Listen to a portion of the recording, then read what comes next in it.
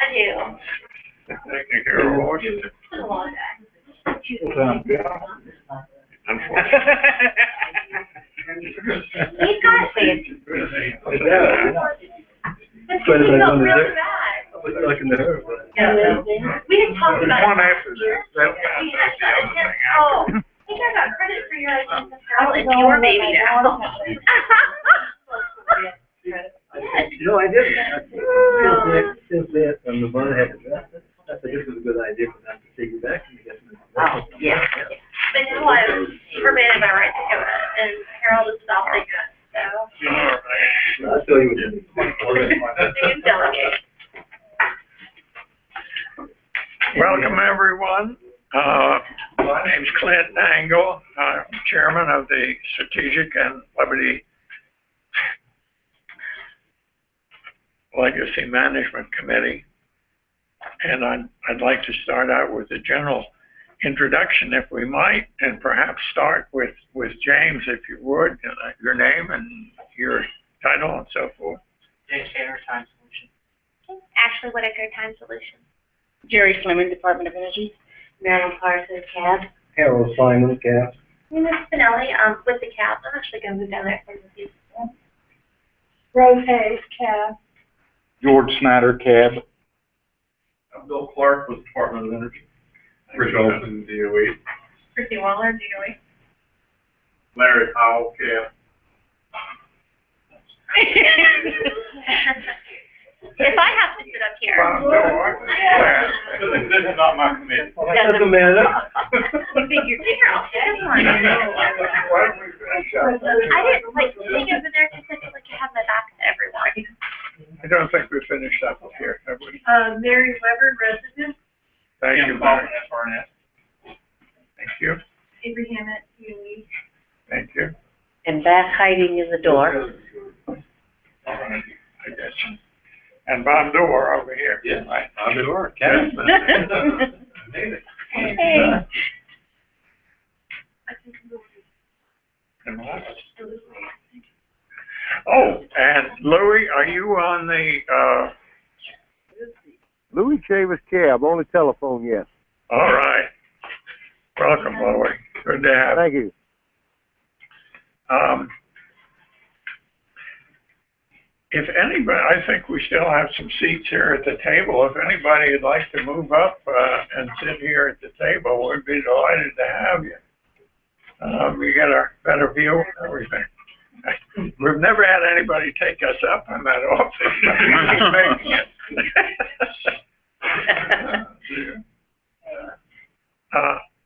We want to stress that the meetings are being recorded live. And so please state your name and affiliation before speaking.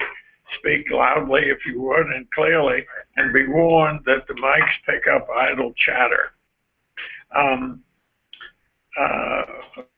Also, I'd like to stress the importance of keeping to agenda topics during the meeting.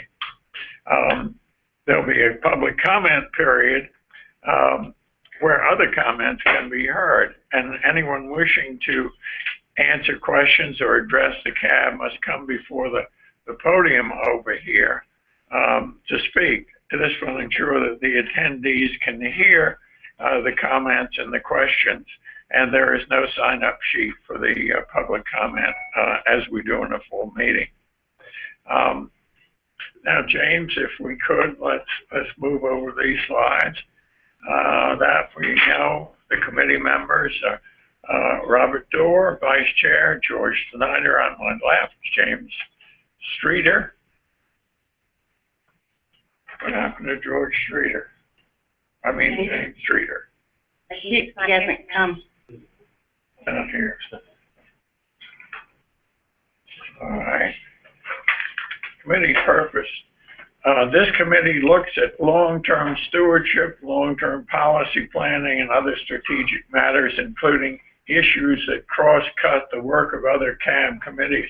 Its work includes many programmatic topics. Specific areas of interest include development and deployment of technology, the SRS budget decision-making process, future land use, facility disposition and relevant national environmental policy, which seems to cover the landscape pretty well. We seem to get our nose under the tents of most of the other committees, which is good, because a lot of things now that we do as a joint proposal with another committee that's more specifically oriented.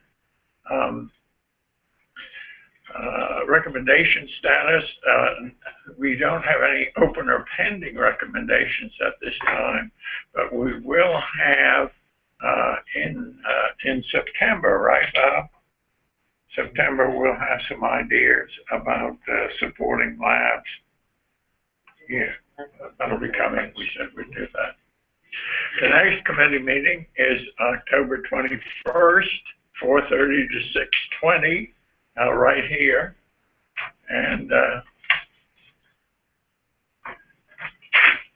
the presentation today is Environmental Management Cleanup Program Integrated Life Cycle Cost Estimate Update, which is Bill, quite a mouthful, but I think you're going to tell us how much we have to go and how long it's going to take and how much it's going to be. So, if you will, Bill Clark.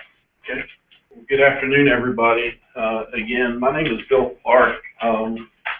Just a little bit of my background before we get started. I've been out at the site as working with the Department of Energy for 28 years. The first 20 years was with the EM organization, doing everything from nuclear materials to spent fuel to high-level waste. And I spent the last 8 years over working with the NNSA on the MOX project and the waste solidification building. Just recently came back and took over as the director of the Mission Planning Division, working with Doug Hensey and John Lopez. So this is my first time in addressing this committee, and also it's been quite a while since I've addressed the CAB, so please bear with me, I'm a little out of practice. What we're going to do this afternoon is talk to you a little bit about where we are with our life cycle cost estimate update. This is a cost estimate that we prepare annually. We're in the process of preparing it now. And what we're going to be doing with it is, one, we submit it to headquarters. They take a look at it. They make adjustments. And then we share it with auditors. The KPMG has a contract with the Department of Energy to look at our liability, look at how much future environmental liability as far as cost and schedule and scope remains at the Savannah River site for the EM organization. So we're in the process of developing that document to update it from last year. I'm going to give you a status of exactly where we stand with that, what some of our major assumptions and drivers are. I'm not going to give you new dates tonight. I'm not going to give you new numbers tonight because we're not quite there. But what we will do is Doug Hensey will be making a presentation at the full CAB meeting in November, I believe it is, where he will be presenting the final results of our update for this year. And we'll talk about some of the major drivers and some of the things that you're likely to see. So again, on this, my second slide there, talking about the purpose, the discussion today, we believe, fulfills one of the work plan topics that this committee had for this year, which is to provide an update on that life cycle cost estimate. We're going to talk about all the various cost components that go into that, what some of the major drivers are, some of the major changes that have happened over the last year or two, talk about the update process, and then what our schedule for completion is. You go on to the next slide.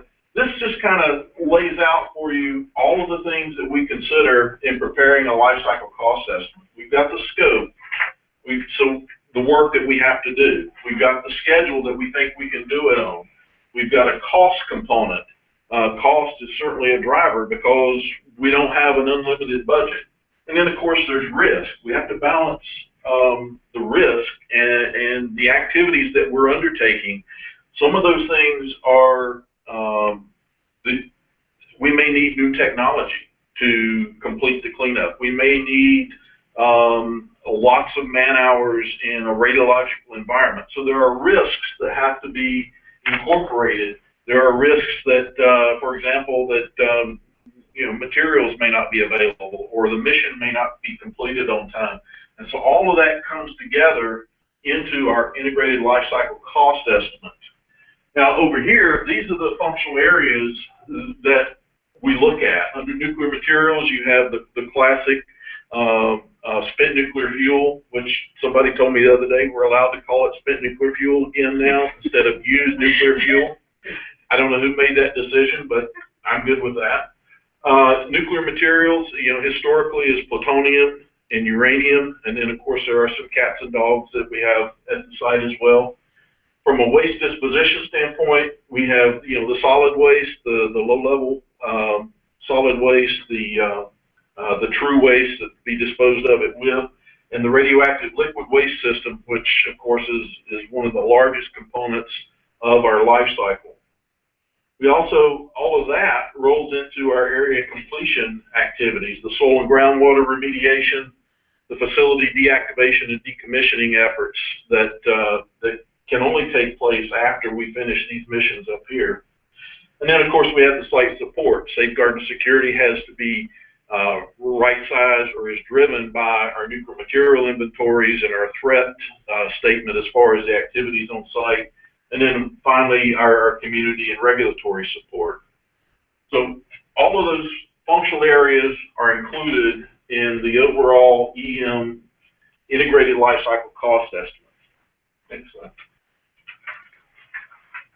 So let's talk about some of the drivers, some of the interdependencies, and I'm going to step back over here, that are going into this year's estimate. In previous years, we've developed out-year or the life cycle cost estimate without any real funding constraints. And in today's environment, with the federal government and the deficit and so forth, that's not a realistic assumption. We're not going to have access to unlimited dollars to do the work at the Savannah River site. So one of the things that we've instituted in this year's update is to take our current year funding of about $1.3 billion and assume a little bit of escalation that quite frankly doesn't even keep up with inflation. And that's the funding level that we're going to try to match our program activities to. Obviously, that's going to, when you push all these activities down below that funding line, the only place for those activities to go is out. And so what we're doing is we're looking at what that impact is. And in future years, some of the analysis that we'll undertake is if we have some amount of additional funding above that, what activities can we accelerate such that we can pull back whatever that end date might be. Another assumption that we made is the interim storage of the high-level waste canisters, and also any dry stored. Oops, I slipped up there. It's used nuclear fuel. That's how new the change is back to spent nuclear fuel.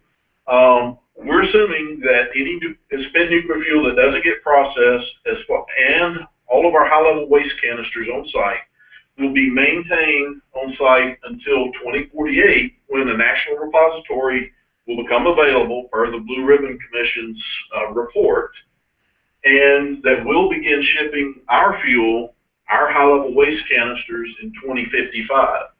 And that'll take us about 7 years or so, based on our previous planning, to get all of those canisters shipped off-site to wherever this future repository may be. So we built all of our out-year projections for facilities and cost and schedules with that assumption built into it. We will continue to look for new technologies that will provide us with opportunities to reduce our risk. I mentioned earlier operational risk. We can find new technologies to remotely clean tanks, to remotely decontaminate the canyons, for example.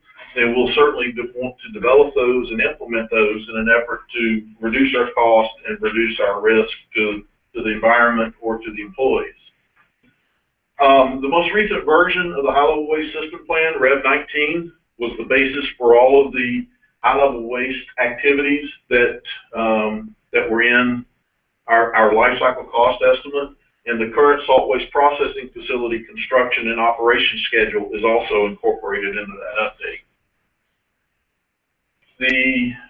There is a strong linkage between our nuclear materials processing activities and our liquid waste activities. For example, right now, all of the liquid waste that's generated in H Canyon goes to the high-level waste system.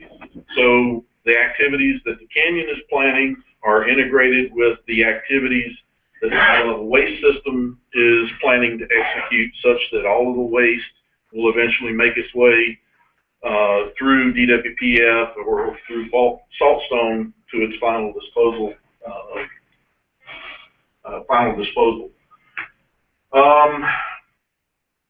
And as I mentioned earlier, once our liquid waste and our nuclear materials activities are completed, that allows us or that drives our soil and groundwater remediation activities and our D&D activities.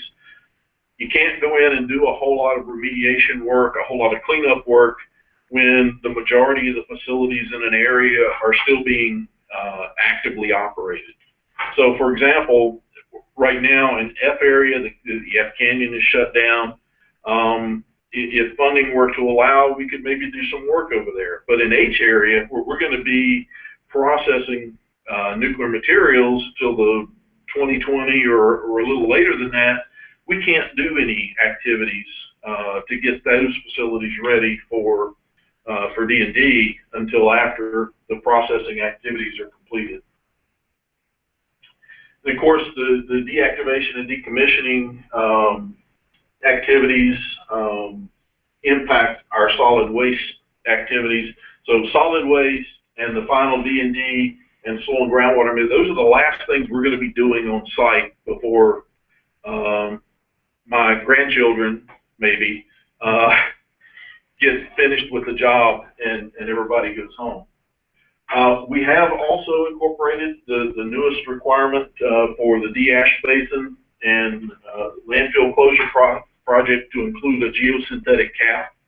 That's something we've been discussing with the regulators, with DHEC, something we've agreed to. So that activity, those costs, is incorporated into the life cycle cost estimate. Next slide, please.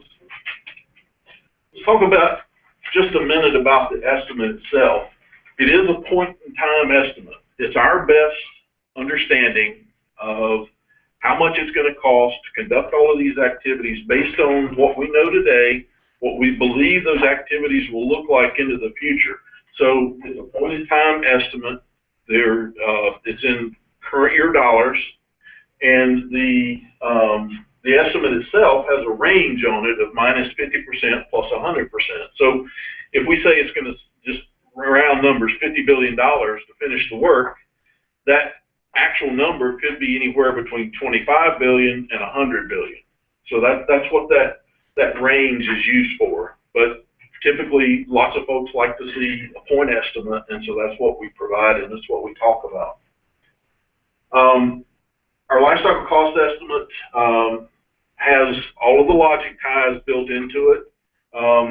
In one of the later slides, you're going to see the schedule from last year, and you'll see logic ties between the canyon and the high-level waste system, and the high-level waste system and the soil and groundwater activities, so that everything is linked and we don't get things out of sequence and come up with an unrealistic schedule. As I mentioned previously, we've got the liquid waste system plan version 19 in there. We've incorporated funding impacts and scope deferrals that have been experienced over the last year or two. And then let's see, we do use some trending and modeling software, and we use Primavera for the actual schedule. So The schedule is linked to the cost estimates, which is linked to, which has all the logic in it, so that we have a complete and integrated approach to all of these activities. Next slide, please. And once we've got all of this into this massive database, that we've got probably 3 or 4 or 5 folks that are specialized in this, and they spend months on end, June, July, August, preparing this estimate every year. They, we have the auditors from KPMG that go to every DOE site and look at all of the EM activities and perform an audit that says, yeah, there's a reasonable chance that you have incorporated all of the activities that are necessary into this life cycle cost estimate, and then that's reported to Congress. So we've got logic checks, we've got schedule ties, we go in and we make manual adjustments when we find an unrealistic situation, like, having 2,000 people work in H area all at the same time. That's not realistic. You can't get that many people in there. And so we have to go in and shift things around to kind of ensure that there's some reality there. Right now, we've gone through some internal briefings. We've sat down and we've spoken with the KPMG auditors. They've looked at some of the initial results that we've come up with. And as a result, the department has a system called IPABS, the Integrated Planning, Accountability, and Budget System, which is what we use to track the life cycle cost estimates on a project. PBS is Project Baseline Summary. Each of those PBSs that we use, 11, which is nuclear materials, 12, which is spent fuel, 14 is high-level waste. All of those we do change control so that we don't magically just erase the board and start over every year. We do change control from where we were in 13 to where we think we're going to be in 14. And so every year we keep making step changes based on the baseline that we had from the previous year. So we're getting ready to submit those change requests into the system at the end of this month. And then once they go into the system, headquarters gets their opportunity to look at these things, to question our assumptions, to perform some validation on the numbers that they see there, look for any inconsistencies that we may have missed. And then at the end of that, headquarters will push a button and say, all right, we snapped a new line, we accept those change proposals, they're approved, and so then we have a new integrated lifecycle cost estimate and baseline that we will then manage to and control changes from for the next year.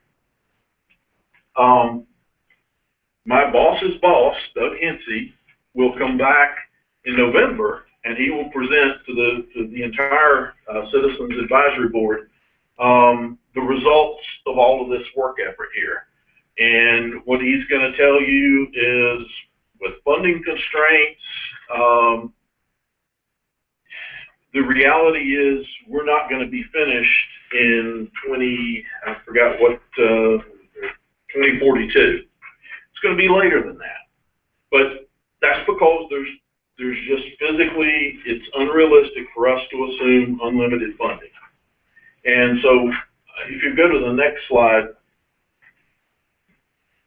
this was the FY13, fiscal year 13 life cycle cost estimate. And you have a copy in your presentation handout. So the blue, for example, is our nuclear materials activities. The red is our spent fuel. And you see this big peak right here. That's when we move the spent fuel that we didn't process into dry storage. So we have to build a dry storage facility there. The purple is the high-level waste system. Then the light blue is PBS 20, which is security. And 30 is, is our deactivation, decommissioning, soil and groundwater activities. And what you see is we don't have a whole lot of money to do those activities back here because, quite frankly, we don't need it because these facilities are still operating.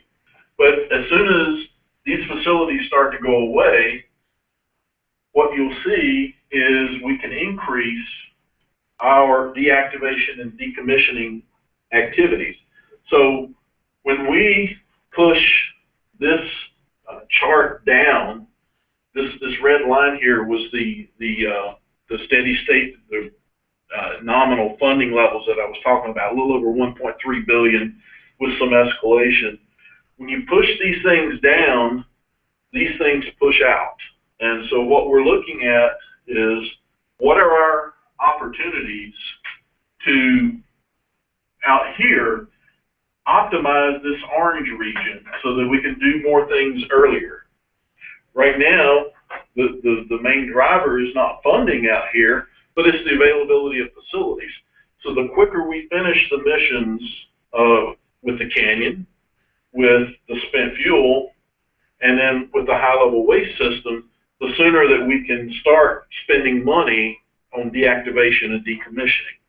And so we can push these things out, we can levelize and pull some of the orange back so that our overall life cycle is as optimum as we can get it. Now, I've got one other slide, well, excuse me, two others. One is go to the next slide, please. This is our schedule that I talked about. And the reality is, in the green here is what we're focused on right now, and that is through about 2018, 2019, the next 5 years. That's what we're focused on. That's what we're trying to make key decisions, critical decisions that will drive the activities in the out years out here, so that we can be as efficient as we can in completing the canyon mission, in making sure that the spent fuel that we process gets into the system as quickly as possible. And then if there are other decisions about processing spent fuel or if we're going to dry store it, all of those decisions are made in a timely manner so that then we can go execute whatever that decision may be. You'll see some of the arrows here, some of the ties.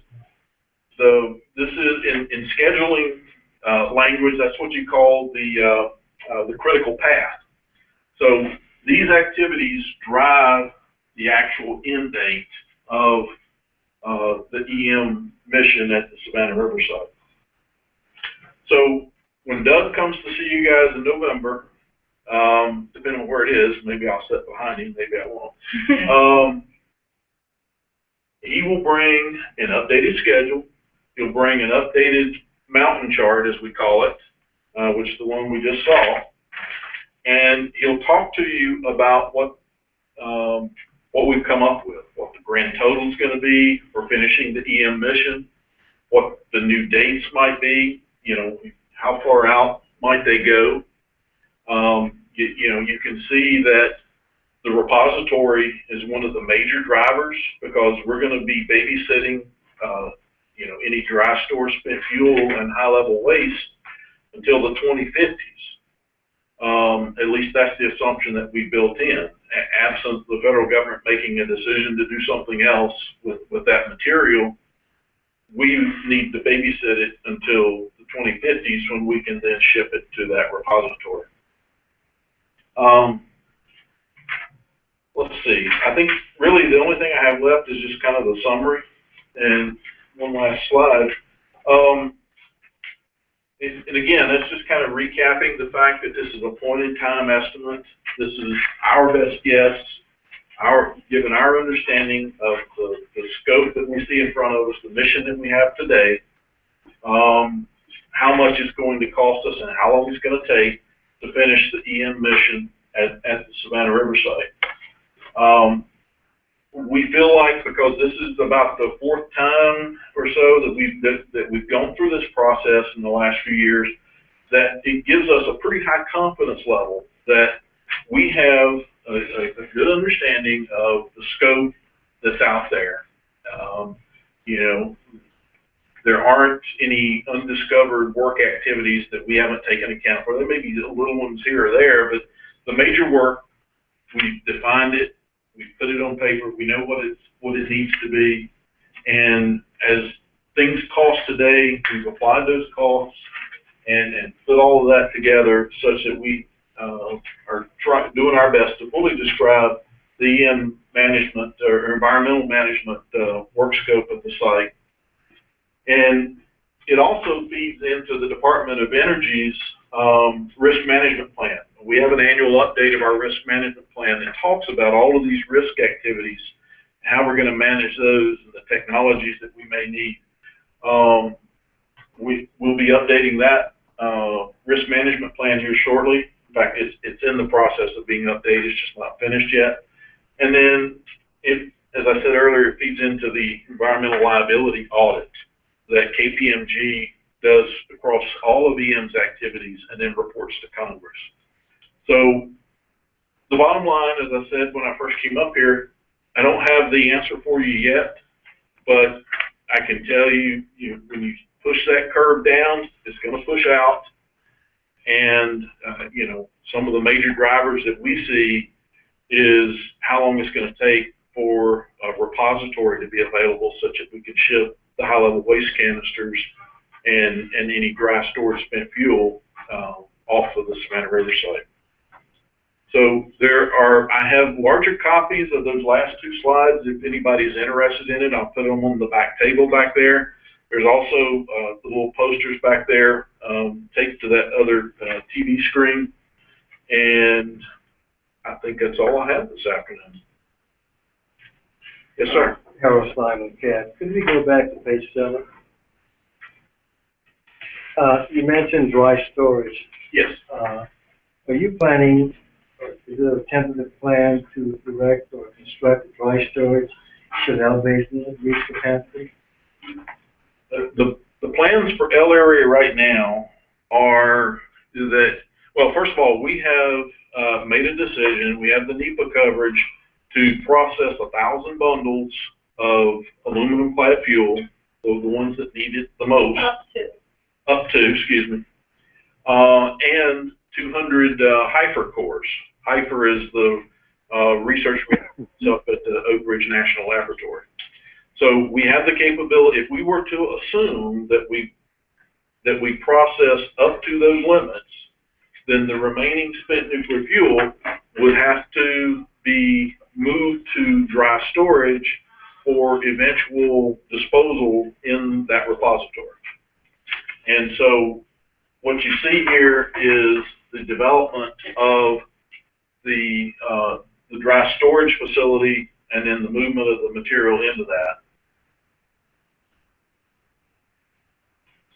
Yes, ma'am. Marilyn Parson, CAB. While we're on this slide, for my future, when I go back and look at this slide, would you please go through the PBS and tell us exactly what each of those, I mean, I know some of them, but I don't remember all of them. What PBS 100 is what? And so on. PBS 1, okay, well, actually, it's easier for me to start at the bottom. Okay. PBS 11, which Okay. is nuclear materials. Okay. That's plutonium and uranium and so forth. The red, which is the next one up, is PBS 12, that's spent nuclear fuel. PBS 13 is infrastructure and solid waste. Thank you, Kristen. Okay. The purple, PBS 14C, is high-level waste. The light blue, PBS 20, is safeguards and security. The orange, PBS 30, is soil and groundwater remediation and D&D, deactivation and decommission.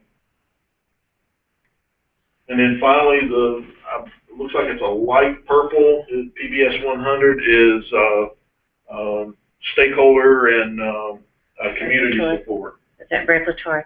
Yes, regulatory stakeholder activity. Regulatory support and community stuff? Yes. In fact, they're listed in that exact same order, but without the notations on it on slide 3. Yeah, under the functional areas, 11, 12, 13, 14, 30. Actually, the safeguard security is out of order, but yeah, those are the official names for all of those. I have a follow-up question. On the last slide, you talked about that you know what the scope is. Yes. But does the scope include proposed projects for the future, such as, let's say, the spent nuclear fuel from Germany were to come? Does this include that? No. Okay. Only approved missions Okay.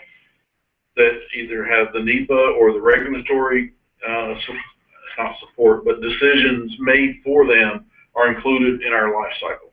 See, that's So the one. German is not in here. Just push it out. Yeah, then that's going to push everything out farther, isn't it?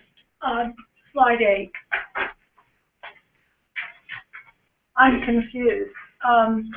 According to slide 8, under PBS 12, we start constructing dry storage for spent nuclear fuel in about 2021. And we complete that in about 2028. Yes. And then we complete disposition and interim dry storage by 2036. You also said we expect to babysit the S&LM into the 50s. Mm-hmm. So the disposition program, does that mean that SRS is going to be this interim storage site until the 50s? Until the repository is available. The Savannah River. That is an assumption that we have made, that absent somebody else raising their hand and saying, we'll take your dry stored spent fuel or your high-level waste canisters, we have no other place, nor can we make any other assumption that those would be shipped off-site until such time as the repository is available. I'm asking this question in reference to the large plan, the 2013 Department of Energy strategy based upon the Blue Ribbon Commission's report, which called for first of all, a test site and possibly co-located with what they're calling an interim storage site, one or more, and then that pie in the sky thing, the final repository. Yes. So when we use the phrase here, interim dry storage, are we referring to that same language that's contained? No, ma'am. No. No, that is strictly the interim storage of our spent nuclear fuel, the fuel that we have today and that is approved to come to the site through the 2020s under the foreign and the domestic research reactor programs. That is just that material. It's not. In all the receipts that we now have on the books. Yes. But it does not take in any of the receipts that we do not have on the books. When you say on the books, I'm not. Like the German shipment or any other shipments that materialize in the meantime. Correct. That may be identified in the future. You know, right now we have a domestic, our assumption, I believe, is our domestic receipts would continue through the early 20s from universities around the United States, that our foreign research reactor receipt program will continue till around the 2019-2020 time frame, and then there's some component of the Japanese that may go beyond that. But again, all of that is documented and it's built into our receipt plans. New activities such as the German fuel or material, for example, are not included in any of these plans at this point because we're not locked into them. We haven't completed the NEPA, we haven't made the decisions on those kinds of activities. But we know where we loaned the uranium under the Atoms for Peace program. Correct. With the commitment that it always comes back to the U.S. So where is the planning for all that other stuff? Because we have international agreements, it will come back to us. All of under the Atoms for Peace program, all of the material was identified in the Foreign Research Reactor Spent Fuel EIS. And that material, and again, I'm speaking out of turn here because I don't own that program, but it's my belief that we either have incorporated it into our future receipts, we already have it, or we have, particularly for low enriched fuel, we have the agreement of the country that has that material that they will keep it, that they will not send it to us. So the original FRR program, Foreign Research Reactor Spent Fuel Program, encompassed all of that material under the Atoms for Peace program. So the German shipment is an anomaly of some sort then? Yes, that's something, Well, it hasn't been approved yet, that's correct. so you can't put into a budget model something that hasn't been officially approved. No, but there's To be an awful accepted. lot of talk about it. Well, it's Fait all good. It's all accompli. speculation. You have to wait until it's approved. I mean, they're working with a forecast model, and if you threw that in there, you would totally skewer all the output, the budget output. Am I correct in saying that? It would certainly make some near-term changes as well as some long-term, depending on what the decision was made with how to treat that material. I'm not very familiar with what that material is, other than, there's discussions about us taking it at the site. Yeah, It's gonna bring some money if it comes, that's my understanding. And that may very well be. Your charts, I mean, if it comes, it's gonna cost you money, but it's bringing its money. there's cost and there's revenue associated with the acceptance of the nuclear waste, right? For the Germans or For the Germans. I believe that's true, but again, I can't say that for sure. I'm not responsible for that. This chart that's up here, I'm wondering if in the future there is a way to redo this chart that would make it easier to understand and easier to read. I mean, do we have to have every PBS at the same time on there? And do we this is just, I am really proud that I can read this. Anybody in the audience that can read this, you got good, you're really up there, and I'm proud I can read this itty bitty stuff. But you should not, it's too, I just would hope that maybe in the future that this chart could be redone some way by either PBS or groups of PBS that are linked together. I understand some of them are very important that you show them together, but this is just, I've been very interested in, as we go along and DOE does presentations and we have interaction, that it's easier for the public to understand. And nobody can read that back there. Some people probably can't read this either. I understand. So I think it'd be nice to think about it. That's a challenge. Okay, that I will throw out to try to come up with a way to make this more understandable. But also while this is up there, Rich, is when you do the performance metrics, that is a wonderful presentation. The life cycle costs that are in your chart, how do changes over time, how have they been? I know you get on there, it says the goal for the year and what was really done. How does the goal for the year, it's reflected changes because of this, correct? Correct, they're tied in. In my presentation, I don't deal with the dollars, I deal with the units, the goal. Cleanup units, like canisters. So basically on that chart, there's a line that has liquid waste there. Right. Where when that completes, in whatever year that is, that will be the date I'll show on my chart. Right. That's the end state date of completing all 7,000 canisters, so yes, I make sure I update as this thing gets changed, I will change and validate the end states and the progress there, so they're linked. Somehow I think it would be nice if we could show, when budgets are proposed, Right. that we could then look at the metrics that you do and say, okay, look, we can't do, because the budget, we were going to do this number of canisters, but now we're only going to do Correct. this number. somehow, the metrics, that's a very great presentation, and it's very understandable, but the link between the budget impacts and that, somehow, I wish we could do that. I'm not sure. I think that's a challenge. Yeah. I mean, $20. I mean, you're absolutely right, because I think if you recall last year on liquid waste, we were going at the rate of 200 plus canisters, and now it's down to 100 and something. 140 or something. Because of funding. Right. And so funding automatically changes the unit, and it changes that line, extending that line. We've got to try to figure out how we can tie them all together. So you because I think it would be important for people to see what the budget impacts are for those metrics. Yes. Okay. Correct. Not only the number of year, but then how it stretches stuff out. Okay. Thank you.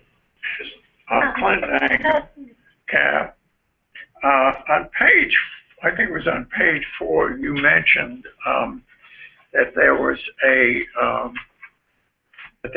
figure built into the current $1.3 every year, and that was a red line going across the chart there. And that's sort of like a cost of living, as it were. Who determines that? Do we determine that, or does headquarters say, all right, we're going to take 5% this year, or 4.3, or what have you? How do we get that number? Headquarters gave that to us, and what earlier this summer we had a meeting up in Oak Ridge, Tennessee, and had all of our planning and budgeting folks together. And one of the things we talked about was these unrealistic out-year estimates where the Hanford site, for example, was assuming $2.8 billion, when in fact, that level of funding would be 50% of EM's entire DOE budget. And so that's an unrealistic assumption for the Hanford facilities to make. So what DOE decided is, all right, let's give everybody, just take your number in FY14, fiscal year 14, which for the site was, I think, 1.315 billion, and just assume 1.7% escalation. And quite frankly, I don't remember exactly why 1.7 was selected, but it was.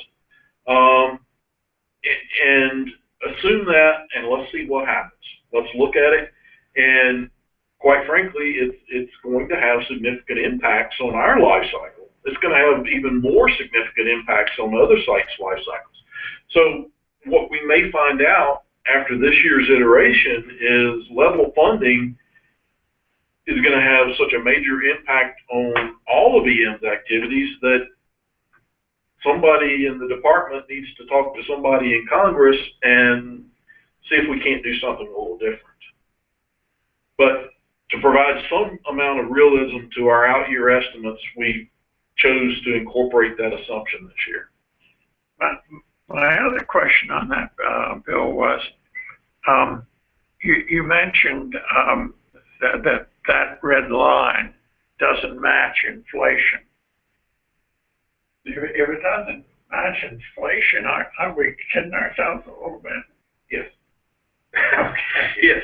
I mean, the OMB assumption for inflation is 2.9%. So the reality is we actually have declining budgets as far as real purchase power. And if you look at inflation associated with manpower or, some of the other components of our costs, it may even be off even more, So it's conceivable that these numbers, the 41 years from now, in 2055, when we're going to start to get rid of some of this stuff, could really be 82 years. That one, I think if the repository's open, we'll start shipping. I really think that's the bigger issue as far as, us getting out of Dodge. I mean, so to speak, is the repository and us being able to scoop up all of our high-level waste canisters and ship them to wherever that repository may be. Apparently, there's a county or a city in Texas, and another one, I think it's in New Mexico, jumping up and down to be able to carry this stuff. Are we making any progress with these people, or have we just said, well, see you next year? I have no idea. It was interesting to know. I wonder if there's some way we can find that out, because here are two groups have come forward and said, we want this in our town. Did they say high level or just? Yeah, they'll take anything, they'll take anything. You were talking the high level, not the low level stuff? Because I know in Texas there was a group that wanted the low level stuff, but I didn't know about the high level. That's the New Mexico group. So rather than beat our heads on this yucca thing, as long as the current situation stays the way it is, why don't we work with these other people? That makes sense to me. But anyhow, lastly, I think, Bill, that this is a wonderful introduction to what Doug will give us. I think it makes what Doug has to say much more interesting and easier to absorb.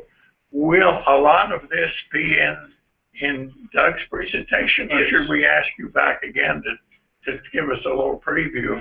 No, Doug's presentation will look very similar to this, but it'll be focused more on the changes and the new numbers and the new schedules and the new mountain chart and things like that.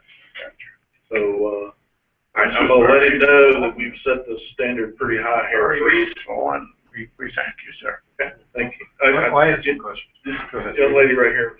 I just had a quick question. On slide 4, so with the funding staying where it is there an idea of how that's going to impact those agreements with DHEC yet? And those fines, the cleanup? It depends on which component you're referring to. I was just thinking of the letter that the DHEC director sent, I think to headquarters over the beginning of summer and spring.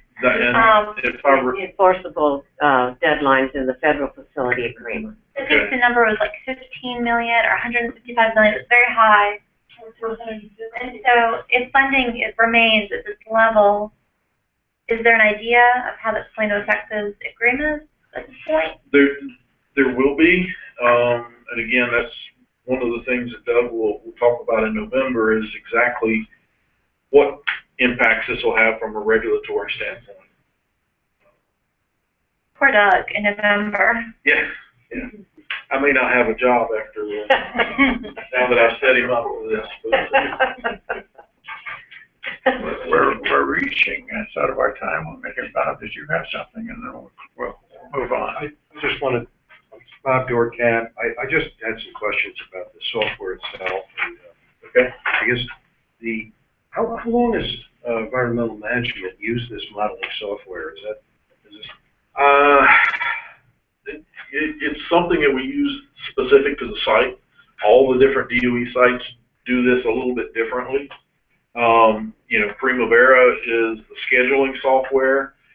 We have Microsoft Access, I think it is, databases. There's some manual work that we do to match up cost estimates with work scope, with schedules. We're actually looking at a tool that incorporates all of those in the future. So, wouldn't DOE tell each location to use the same software and model consistently? Not necessarily. But one of the things we are looking to do is making sure that we have consistent assumptions. Sure. So that it's really up to each site, unless. So is State BMG then? They're obviously very familiar with the software, and so they not so much the software, but the outputs of these programs that we use to model all of this. They look at the outputs and do the verification that everything is in there. Is State BMG and Ohio Department of Energy all the sites? Yes, all the sites. All the EM sites, yes. So they can, if each one's doing something a little bit different software, they can figure out what each one's doing individually? I would assume so. That's what they get paid to do. Yeah. Okay. Sounds very complicated. George Snyder, Kev. You apologized about your presentation skills. Very good. Oh, yeah. Yeah. Said you hadn't given one in a while. You did very well. You know, as S&LM folks, we talk a whole lot about, I have a lot of practice, but thank you. I think Joe, It's a good presentation. George, out of the public. It's a good system we got here, but one question. Driven by money, I think everybody understands that money's going to determine when everything is done. But does headquarters ever ask you what you could do if you got more money? Because I know there's a lot that can be done. If you'll get the purple on here, we just went through number 19 on the system plan. And they're saving a couple $100 million by delaying some capital things. That's adding a couple $1 billion to the life cycle. And technically, you could do these things a lot faster if you had more money. But does headquarters ever ask the sites to say, what could you do if you had larger amounts of money? And if they haven't, they don't ask you, why don't they? How in the world can they make decisions if they don't have that information? we do, whether they ask or not, provide that information on occasion. But what EM as a whole has been told by Congress is to assume a certain level of funding because of the sequestration and the budget. Yes, ma'am. The standard ways they do it constantly asks for impacts in terms of funding. I worked at a headquarters for 20 years, so it's a back and forth process constantly because they will go up and ask for more money, and they have to justify every year their budget request, and they also at the same time when they present and defend, they talk about what they could do with more funding. So that's all year round they're doing that. But how does Hanford get so much more money? I know it's political, but I mean, something more. Sure. That's a good question.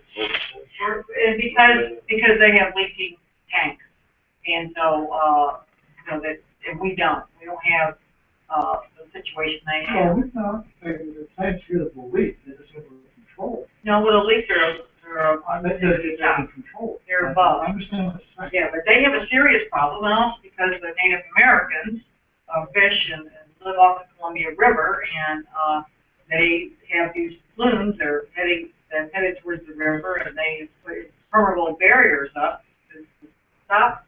So it's a lot more serious, is what I'm saying, and their political constituency is more attention. That's something you guys want. And believe me, that conversation goes on all the time, because we always say, hey, fix me, because we're getting results. And so we tell that story constantly. Well, this Holly was around.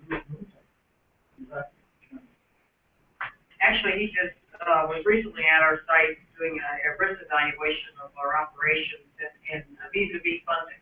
So that's going to be interesting report when that comes out. You guys might want to think about that a little bit. How do you break that thing? Because the Clinton extension, I mean, the line is going to just delay things even more. Next time you do it, it's going to be 4 more years at it, because 1.7 isn't keeping up with the 2.5. Thank you, Joe. I think we better move on. Okay. Thank you.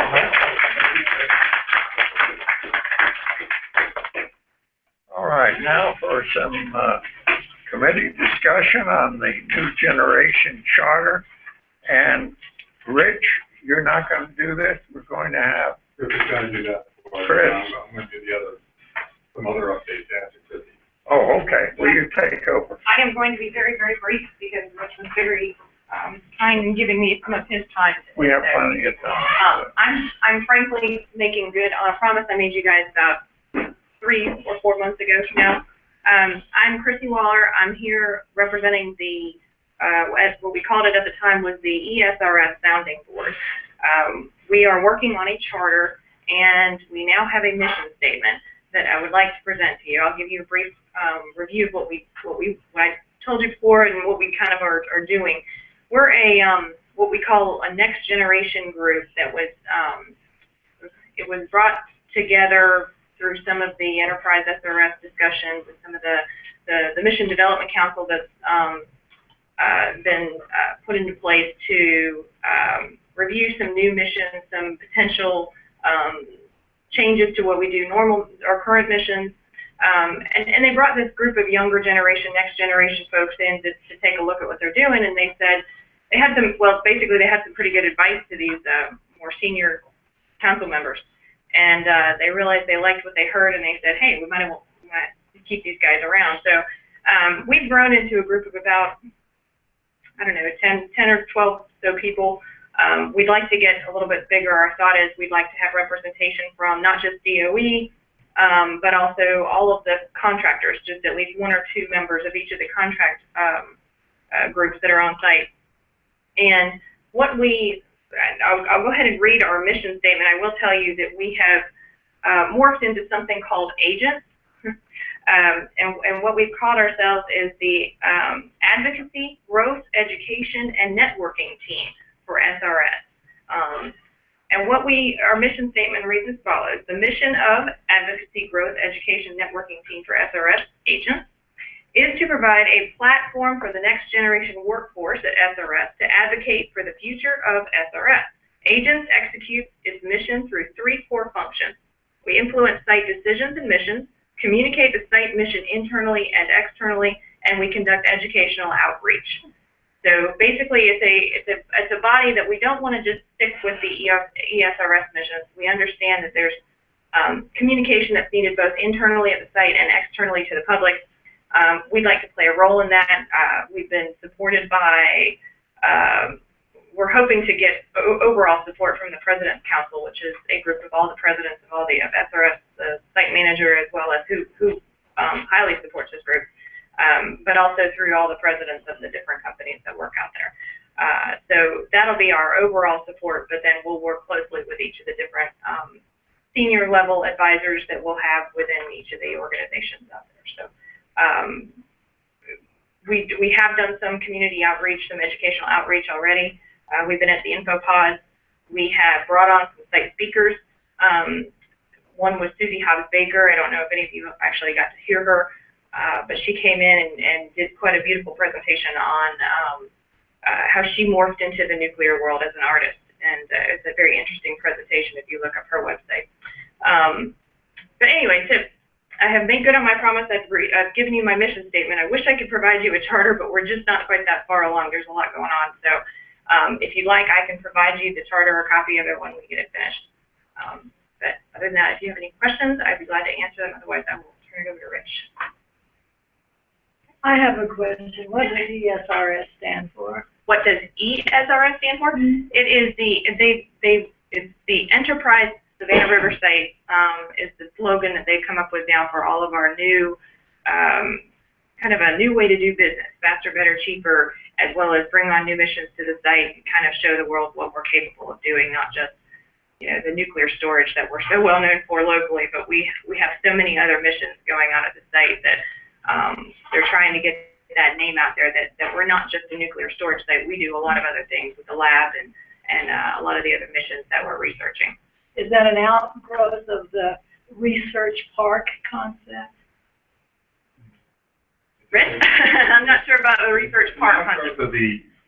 Several years ago, we did a strategic plan for the entire site, and we used that terminology, the concept to incorporate not only EM, but N and SA together from a site standpoint. What is the, and we call that the Enterprise SRS. And so it's bringing all those missions more on an umbrella of GOE rather than EM and NNSA.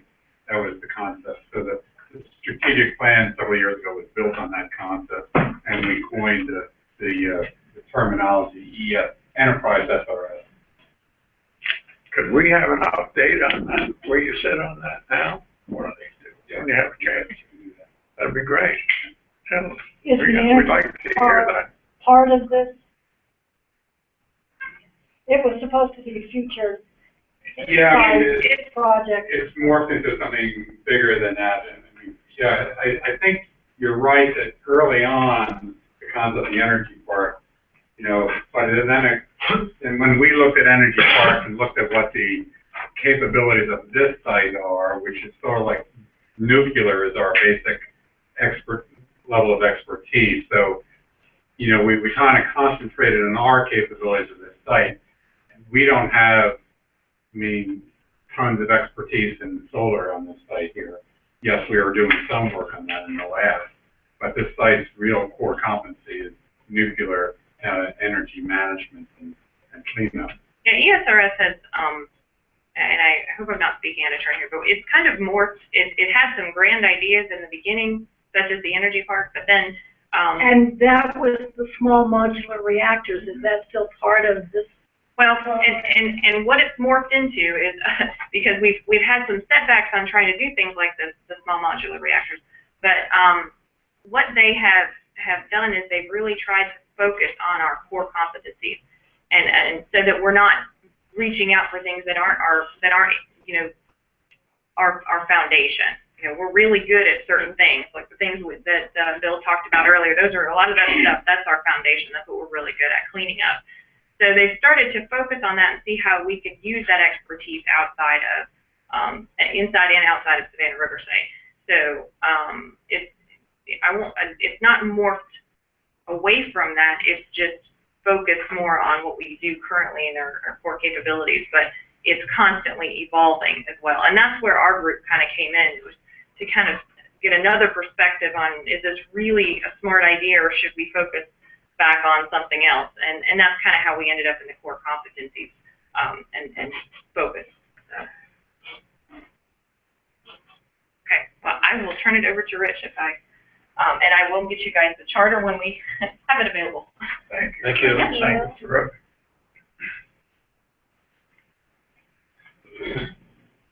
Thank you, Judy. You know, I'm Rich Olson. I report to Bill and our team. What I wanted to, I'm not presenting right now any specific thing, but I wanted to talk about two topics and give you some updates and for consideration in future CAB meetings. One of them, well, there's two topics. One is our glossary of terms, which we shared it with this to you a couple of years ago. I want to talk about the updates to this that's forthcoming. And the other one is something that we have not presented to you because we've just have done it for the first time on our site here in the long term, and that is a site land use plan. And I wanted to talk to you a little bit about what the scope of that is and suggest that if you're interested at a future CAB meeting, we can present that to you and what that is. First, let me talk about the work scope. This is the document we gave you a couple of years ago, and the attempt there is that we describe each of those PBSs that Bill talked about, but then we went down to the glossary of terminology. You know, when we're talking about liquid waste, what does a curie mean? And what is a canister? What is a canister? So it was the descriptions of all of that information by PBS. And we've updated that information now to update the descriptors in there. But then we heard during this past year, there was a lot of discussions on one term that got a lot of dialogue and confusion. That's the word disposition. What does disposition mean? So we've created a new chapter in this book that we attempted to describe disposition, because disposition, as we brought all of our representatives from liquid waste and nuclear materials, and yes, there is a different, when you talk about disposition in liquid waste, it's a little bit different than when disposition in liquid waste, nuclear materials, and what is disposition in solid waste. So what we attempted to do, and in this new version of this, there's a section in here. I can't share it with you right now because this document has to get approved by headquarters, and then with blessing. But we anticipate getting this ready within the next month. Do it. Well, what we've done is gone through each of the elements in the cleanup. Okay, in liquid waste, you have elements of the sludge and the salt. What is the disposition path of each of those? And what we call the disposition, we refer to it like an element is considered disposition when it's in its final state and in its final location.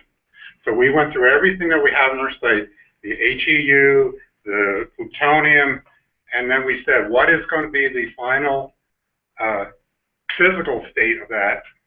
Because sometimes we have to modify the physical state, like the liquid waste, we have to get that into a solid state. And then what is the final location of that? In some cases, the final location is here on the site. In other cases, that it's the new repository. But we went through, and there's about 25 different elements there, and we described, you know, what we believe is the final physical state, and then where we know the disposition path is. So hopefully when we share this with you, and we'll go through that, you'll get a better understanding of disposition. Yes, the word is used differently in different contexts, and we tried to explain the different contexts in that effort. So I think what we did, bottom line is we heard the CAB that there was some confusion on that. We're attempting in this document to describe that, and hopefully you'll get a better understanding of that from our perspective on that. So that's the one document. I think we'll have this document of the new scope document available for the next full CAB. If we can distribute it to you then and give you some highlights of that, what's in that, and describe what I just described and I talked about. Any questions on that document? Yeah. Rose first and then. Rich, I've been on this CAB for a long 6 years, and when we started out, at the end of our flow charts, we had a little box that said Yucca Mountain. Then the little box, Yucca Mountain, was taken out, and we had other words in there. Finally, the little box disappeared, and out to the side somewhere, they put something like future available disposal site. Then the word disposition came up. I'm getting the feeling that we're going to start hearing the disposition to this final repository for years on end. So we've been spinning our wheels, wading through Yucca, wading through the Blue Ribbon Commission, waiting to see what the 2013 definition of these sites are, and we're just going to keep spinning our wheels, waiting on this 2048 site and disposition to that site. And now we're being told that we're going to babysit this stuff into the 50s, even if the site is available in 2048, which it won't be. It won't ever happen, and we all know that. I totally agree. So what can the CAB do? How can the CAB help? Good question. Let me, before I try to answer that, or not every nuclear cleanup component of the site is dependent on those decisions of Yucca Mountain. Yeah, some of the big ones are. So what are we going to do with the canisters when we get them into that situation? But we got a lot of part of the liquid waste here. It doesn't have a dependency on that. That is the salt waste. That's going to be done here on the site. So its final disposition of the salt is right here on the site. Final disposition of all the solid waste isn't dependent on Yucca Mountain or that repository. It's either going to be disposition, final resting home could be this site, or it's going to be shipped to different locations. So, like I said, we got 25 items of elements there that probably 20 of them we know exactly where it's going to go and when it's going to go. Those other 5 items are the ones that you're raising, yeah, and they're the big ones, some of the big ones. What are we going to do with plutonium here? What's the final resting home there? We've attempted to show on this chart, which ones we have covered. You will also see there are some that are pending decisions. The ones that are pending decisions, maybe that's where the CAB can get involved and voice your thoughts on where, we need to get quicker action on decisions from headquarters, whatever. So maybe this diagram there, what we'll have in there, will help you focus on the areas, because not everything is related, on this site is dependent on Yucca Mountain. Well, when do you think we will have that available to us? That's your next Board meeting. I have reached down in September. Assuming we get clearance from headquarters that we can share the document, we'll gladly we'll hopefully do that in the September meeting. The other document that we've been working on is what we call a land use plan, the Savannah River Land Use Plan. If we go back to headquarters, we have a DOE orders. Everything that we do on the site here is dependent on DOE orders. And part of one of the DOE orders says that each site will provide a land use plan for the site. And we have, the last time we've truly attempted to update it was 7 or 8 years ago. So we haven't had an update to our land use plan here for quite a while. This year we have gone through and created a land use plan. Now, what is a land use plan? As my colleague says, it's a plan for the dirt on the site. It's not the missions, because Bill already talked about the mission, the EM mission, but how does that impact the land, the 310 square miles on the site? So what we've laid out is a plan of, and as maybe a lot of you don't know, and it was new to me until we did this plan, only 7% of our site there, the 310 square miles, is what we'd call the industrial complex. So 93% of the site is raw land that we use for other things other than the industrial cleanup. But part of it is buffers, part of it is natural resources that we manage. So the attempt of the land use plan is laying out what the assumptions are for this site from a land perspective from what we know, and this is not pie in the sky, based on our current EM mission, the current NNSA mission, and some of the relationships have been announced with the Department, the National Guard reserves. They're going to use some of our site. So based on that, we're going to translate that into what is the physical appearance of the site going to look like over the next 50 or so years. And we laid out what we believe the assumptions are, and then from that, what does it look like? We got plumes, we got agreements with the red cockaded woodpeckers on the site. I mean, so it goes to the extreme, but you got to put all that together, in terms of a land use plan. And so we'd like to share that plan. It's not on your work plan because we didn't know we'd have it done by the end of this year. But if you're interested in seeing that, I think we would be available by the November CAB meeting. Well, we could do it in the subcommittee first in October if you would want to do that. And then if you're interested, we could share it with the full CAB in maybe November. If not, then we could move it into next year's work plan. Let's do it as soon as possible. October and November. Right. Any questions on what the land use means, or?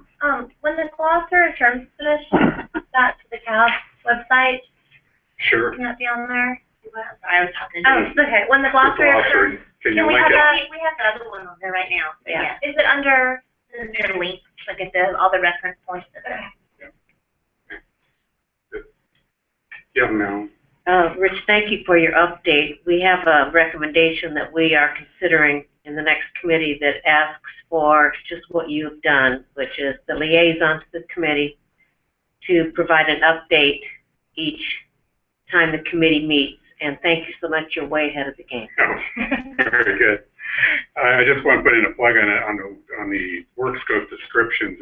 As you recall, each of the subcommittees has a federal POC, a point of contact, like Avery represents this, and Sonny Blanco and Maxine. They all took their section of this, and they were responsible. So this is sort of like a joint effort of all the subcommittees in terms of putting together a document, which we hopefully could be useful for you.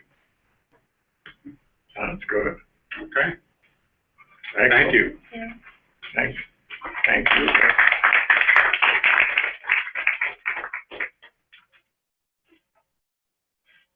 Okay.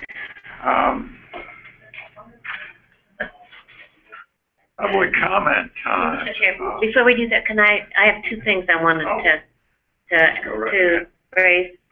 I know we're working on a recommendation about the national labs, and that commission had their first meeting in July, July 18th, and I'm wondering if we can get any kind of update on I mean, I have the agenda is publicly available. Apparently the meeting was available to the public as well. And the executive council of the National Laboratory Directors Council, the director of the Savannah River National Lab is one of those, he's part of that executive group. And he was at this July, remember he told us that he was going to be there when he spoke, whatever month that was. I don't know what month that was. So anyway, they've had their first meeting. And it'd be nice to know what transpired if it's possible. There is a contact. I actually sent an email. There is at the very end of the agenda, there was a contact person at DOE headquarters, and I actually emailed the person. I do not know I mean, I can't tell from the name what the name is. I mean, it's CRENEL, so I don't know that person. But I sent an email yesterday or day before yesterday after I realized that they'd had this first meeting, asking how to get information about what went on and future actions of this council. So I'll share this email with all of you people on this committee, and maybe it's something, I mean, I don't know what the context of the recommendation is so far, that we want to do, I mean, I guess the gist, we would like to do something to show this commission how valuable we feel the National Lab is. And I don't know exactly how we can do that, but... Going back to your question, Rich Olson, is there minutes from the meetings or something? I'll have to check. I'm writing myself a note to follow up on and try to find out where. If there was something that could be disclosed to the CAB, then you could use this committee to email first, I guess, or something like Clint could be the focal point to get that information, and then you can parse it out to the rest of us. I don't know how many times, I mean, I didn't go back and read the Federal Register announcement about the commission, but it is another year, it's like about a year away before they do their report. And so, but in the meantime, I mean, our recommendation is going to, I guess, address how we can, what can we do to tell the commission that how valuable we think that what the National SR, what Savannah River National Lab does, I guess, but What is it called? it's interesting to see what they did. What is it called? I missed that, the first part. The commission, it's the commission to review the effectiveness of the National Energy Laboratories. Just email that. Well, I have the, I mean, there was a Federal Register announcement about it when this was formed, and then the Department of Energy had they announced who they appointed to the commission. So that's all publicly available. I knew that they were having a meeting this summer sometime because the director of the lab told us that, but I didn't know. I just did a search again to see if it had been held, and it was. So I'll email some information I'll do it through staff, and then they can. It'll be really interesting too to see who they appointed to this commission. Yeah, well, that was there is a Academics, weren't they? in May, Secretary Moniz announced who was on it, and there's a person who is Norman Augustine, who's chair of the U.S. Human Space Flight Plans Committee from NASA. A person that's president and CEO of the Aerospace Corporation, director of the Jet Propulsion Laboratory for NASA. There's a professor of engineering and applied physics from Yale. There's a professor of neuroscience and the president emerita from MIT.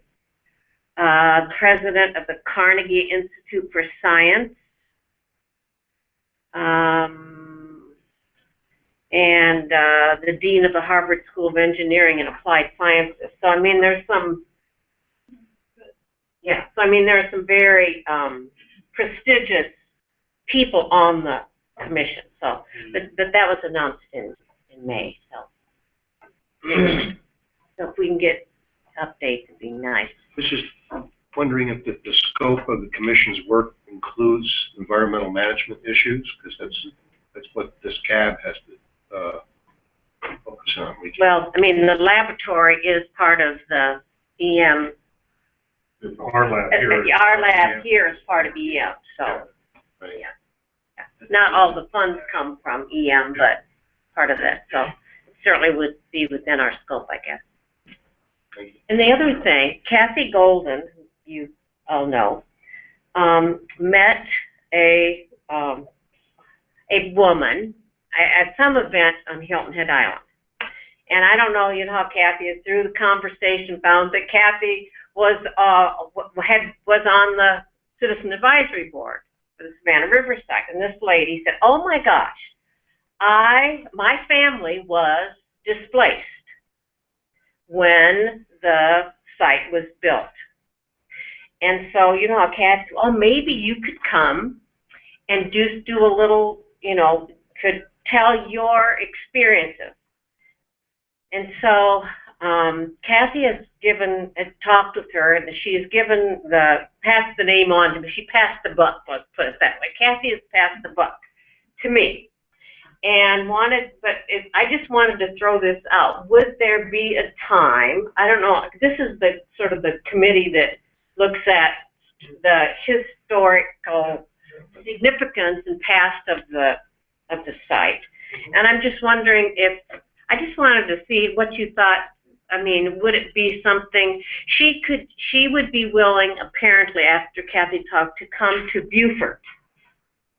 Now, I don't know how full our agenda, whether we could possibly pull, I mean, I'm not talking about her giving a presentation, maybe a conversation with her, I don't know. I'm just throwing this out. Like I say, Kathy sort of told me this and said, you know. What is her name? Her name is, I don't have the little note with me. I was asking because, you know, they did that video and interviewed all of many of the people who were displaced. In fact, that's the name of the video. I know. Called Displaced. I don't know if she's one of the persons on it. I believe from the conversation that Kathy had with her, she was not video for that. Okay. That's my understanding. Because Kathy and I Kathy was aware of that video. Yeah, we were trying to find some time to have you guys to see that video, but you have so much stuff crammed into your agendas that we really just didn't have any place that we could put it, since it didn't really have anything to do with the recommendations that you were forming and such. It was just going to be informational sort of thing for you. And we still have the video. I don't have a problem with that individual trying to, you know, give you a quick comment, but on this video, you've got many individuals that are giving. How long is the video? Is it full for it was September or not? I mean, I haven't seen it. The video would not be able to be done during your meeting time. It would be something that after your meeting you could possibly get, because I think it's like an hour maybe. But is there time? It's a lot of interesting information on it, but it is an hour, and it would be something that we would have to plan when you're willing to just kind of, after the meeting, sit still and listen. Marilyn, could she have maybe like 10 or 15 minutes during our admin meeting? Well, I mean, I'm just throwing it out because, like I said, Kathy kind of invited her or said, would you be willing to come to a meeting and just sort of share some experiences? And I'm just throwing it out because I think an admin outreach might be a good, just seems more appropriate. Not like I'm going to put 20 or speakers, but. Strategic and Literacy Management Committee, I mean, we have our agenda for the Beaufort meeting. And if we were limiting the scope of the presentation to be 15 minutes or less, couldn't that be incorporated into our piece of the annual meeting? Or or the admin, either one. Admin is outreach. admin is outreach, so it could be under outreach or it could be under yours, as long as it's like 15 minutes. I don't think that will impact your meeting so much, and it's good information. But I would need to have it confirmed by like Thursday, because I have to sit in the Federal Register on Thursday. So I need to know exactly what she intends to do and her name and all that information so that I can send in the Federal Register. Yeah, I think we ought to have an outline of what she's gonna say. Yeah. Well, I agree. I mean, Giving somebody carte blanche for 15 I agree. minutes. God knows what she's No, we'll get her stuff ahead of time. I just yeah, need it we for do the that Federal with everybody. That's for true. Well, I mean, Really. well, I mean, is there? Yeah, I will get it ahead of time before. Yeah. No, it doesn't really hurt. How old is she? Well, I asked Kathy that, and I said, well, is she elderly? And Kathy said, well, not really. So I do not know how old she is, and I have not met the woman. She lives on the island in an enormous. She's been very successful, obviously. So being displaced, it doesn't. She'll have the whole not lose her life. It's a gorgeous, enormous house on the island. That's all I know. All I know is I have her name, I have her phone number, and Kathy had this conversation, and then she passed the bus to me, and she told me where she lived, and I know the house because it's very spectacular house. So that's all I know. But I mean, I think we would want to construct what we would want her to do, but I would like some input from some of you people. If I talk with her, a time frame and say, these are, would you address or tell us about this? I mean, I'm like you, I don't want to just say, oh, come and talk. You know what I mean? Invite us to her house. On the beach, You're not going there, that one. Yeah, on the water. For hours, then. Yeah, we'll come over to your. We'll come to your house and here. Bob and I'll come over, right? Right, we're Well, right she there. can't come.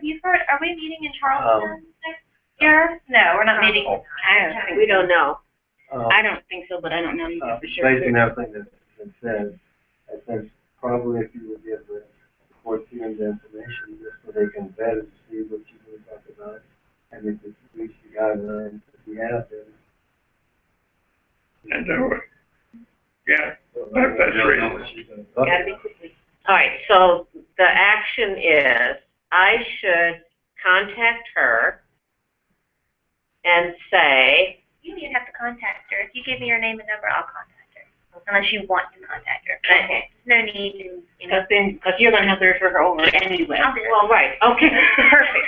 All right, I thought I had the little, I probably could get the note. Maybe, well, I'll give it to you tomorrow, okay. I wanted to point out one thing, and that is the definition of elderly is much like how we look at the final disposition of the site here. As one moves on, it tends to move out.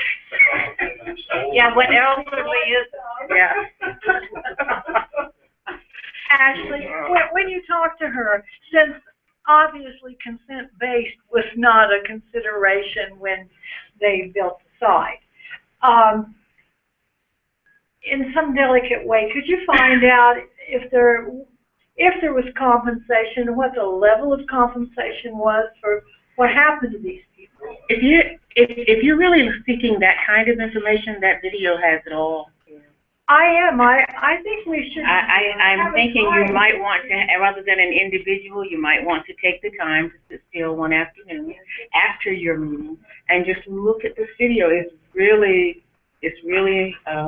complete. Well, didn't we saw parts of this, didn't we, at one time? I never did. It may have been some members that saw parts of it, but not the whole video. Remember those, we have there are these huge books. Yeah, That have the interviews, right? that book was just the site at 50, I think, that you're thinking about, when the site turned 50 years old, but they come with the CDs. and the CDs that came with it happened to talk about displacement, but they only show pictures of the homes being moved and such. What you're talking about is interviews with the actual residents that were displaced, and some of it is quite poignant. Why don't we do this? Why don't we just move ahead with Ashley and see how that goes? Okay. And then we can, I think we ought to do the other as well. I think it's a good idea, but it's your decision. We could maybe move on, as we did on the birthday. We could move back and end the meeting at 4 and have this one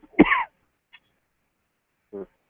Well, For the September one, it's not possible because it's a pod, this meeting pod. You're already kind of killing a But little. let's take it up once we find out what if this one does. thank you. If we show the video, does that also have to go up to headquarters for clearance? It's an outside video. It's not anything that we've developed at the site. So maybe you could set a time up, at our upcoming meeting or one of the days after the meeting, and you might be able to combine these two things. We might be able to invite this person to sit in and maybe provide us some comments on the film, some of her recollections. Is that permissible without headquarters clearance? If she provided us comments. By headquarters clearance, are you speaking with? Well, Ashley has to get it ready for the federal. If you want her on the agenda, we're gonna have to have it soon because we gotta send in the Federal Register. If you don't want her on the agenda and you're gonna be after hours just looking at things and talking, headquarters does not need us to send a Federal Register in. And if we just invited her to sit with us? I'm sorry. If we just invited her to sit with us while this video is being reviewed? That's just after hours, after one. Okay. that's after meeting, and We'll it have doesn't have anything to do to with kind of meeting. talk about it, because when it comes time for us doing that in conjunction with the full board meeting, there are some complications like cost, money, because, we are renting that room. So we'll have to just talk about it and see. Yeah, it's a little bit to be concerned about, but Tell them to take our brownie money and put it in. I do think, though, that this woman lives close to Beaufort, not here. There are many more people that were displaced that are in this area, probably. So if we wanted to, Like Alex, that used to be on the board, was, We're sort of running out of time here. Why don't we just let Ashley go ahead, the way we said, and Ashley let you know, and you let us know. okay, thank you. Did you have a comment to make about it? My final thought was, there's public comment period. Yeah, we have plenty of time, So when there's a public comment, I mean, if she just came as an individual citizen and wanted to make a lengthy public comment, 3, 4, or 5 minutes, I mean, she could do that as well. So, And wouldn't have to be cleared up front, it'd just be a ad hoc public comment. and that will be dependent upon how many other people are there that want to make public comment. She may only be given one. I mean, because we don't know, and we have to allow the time frame to everyone. She's not gonna do a half an hour, she's gonna do. But we only have 15. If you got 5 people want to talk. Okay. We're getting squeezed on our public comment period. Do we have someone who'd like to come up to the podium? And Joe, tell us about the museum. What's up, Marilyn? Nice to Joe Ricardo, Forward. If you recall back a year or 2 years ago, Walt Joseph spoke to the board about the Heritage Foundation, Like Heritage Foundation. Well, I'm on the board of that organization, and we are in a position, sometime at the end of October, we're going to announce where this museum is. It's in downtown Aiken. I can't tell you what building it is or anything like that yet. We'll have all these tapes there, the displaced tape, and probably this lady was probably interviewed on some of these other tapes we're talking about here. And I'm sure sometime in that time frame, we could work something out of any members of the board. The next board meeting down in this area, we could probably get you down there and let you look at any of these tapes if you want to. There's nothing in the museum yet. Obviously, it's a building we're working with. It's going to be a 5-year project. We got some money coming in. Fundraising is going well. But we can work with you guys on this thing as time progresses here. And when's your next meeting in Aiken or Augusta? November. We'll officially be open by then, I think. And as I said, it's nothing fancy, but we're going to have a little room on the side where you have this place tape and some other things. You're all welcome to, come. We'll work something out.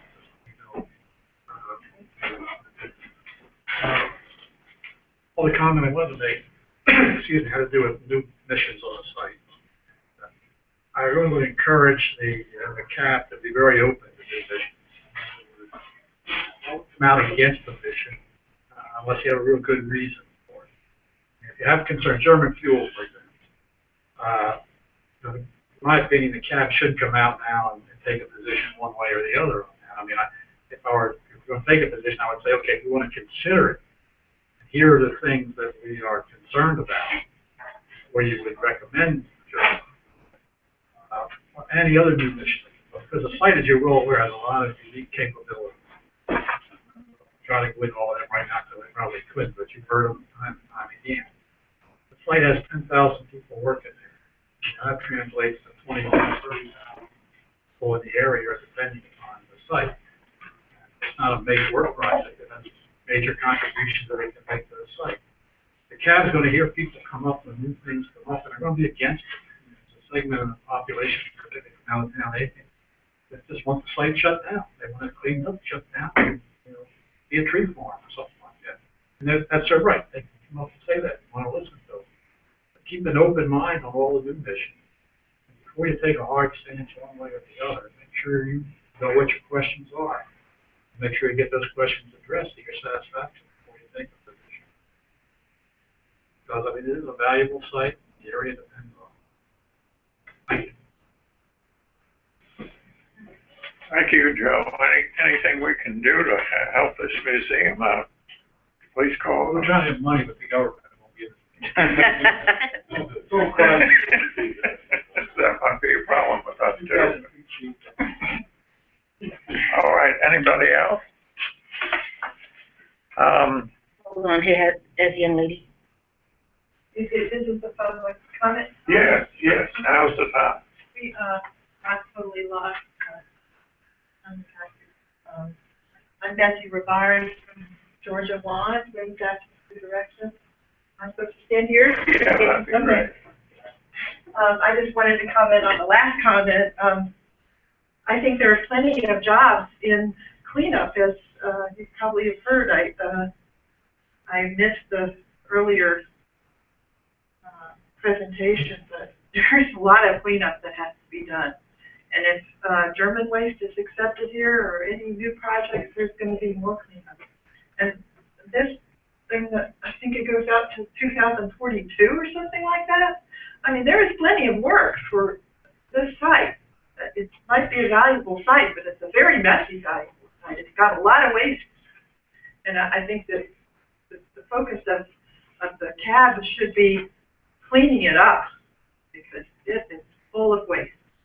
And you may not see it now, but I think in generations to come, it will have an effect on human life and human. The Savannah River is like second or third most polluted river in the country, and Savannah Riverside is not helping that situation at all. I think you need to seriously think about that. Thanks very much. Thank you, Betsy. Anybody else? I guess we should wrap up here. Make sure everybody is signed in, and you'll have what, a 7-minute break? 15-minute break. Oh, 15-minute break. Well, what am I rushing?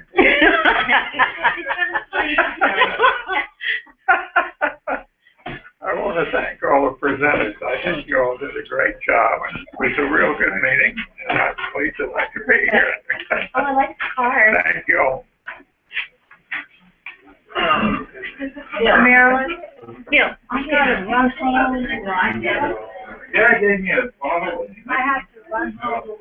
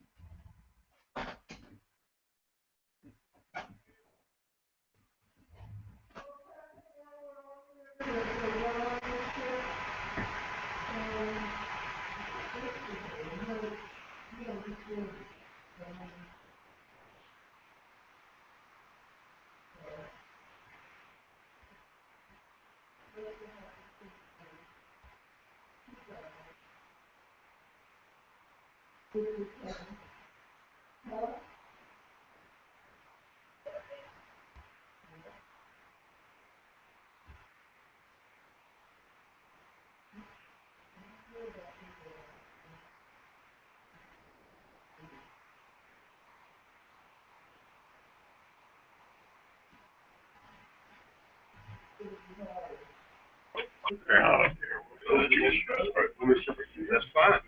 Yeah, there's nobody here. Hey, Louis. I'm glad you made it. And you're right on time because it's about time to begin. Is it right on the nose? Yeah. It's time to begin right now, Louis. You got 1 minute. Sign-in sheet Oh, for this yes. one? Okay, you got 1 minute now. 1 minute. It's time to begin right now. Yeah, right now. Got 1 minute. Oh, crap. No, I didn't even do that. I've already Yeah, done. sure. Hey, how's it going today? And how are you? Oh. I know.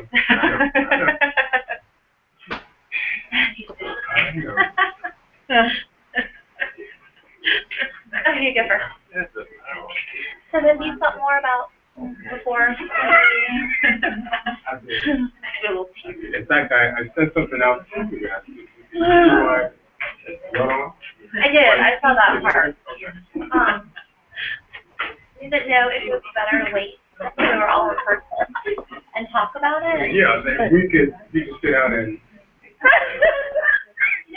Great is, I think this committee meeting, Rose isn't on it, but I think most of the people that are on, isn't that right? Most of the people that are on the admin and outreach, Jerry's like so scared now. I wasn't listening, and then all of a sudden you said, "Is that true?" And I'm going, "Uh-oh."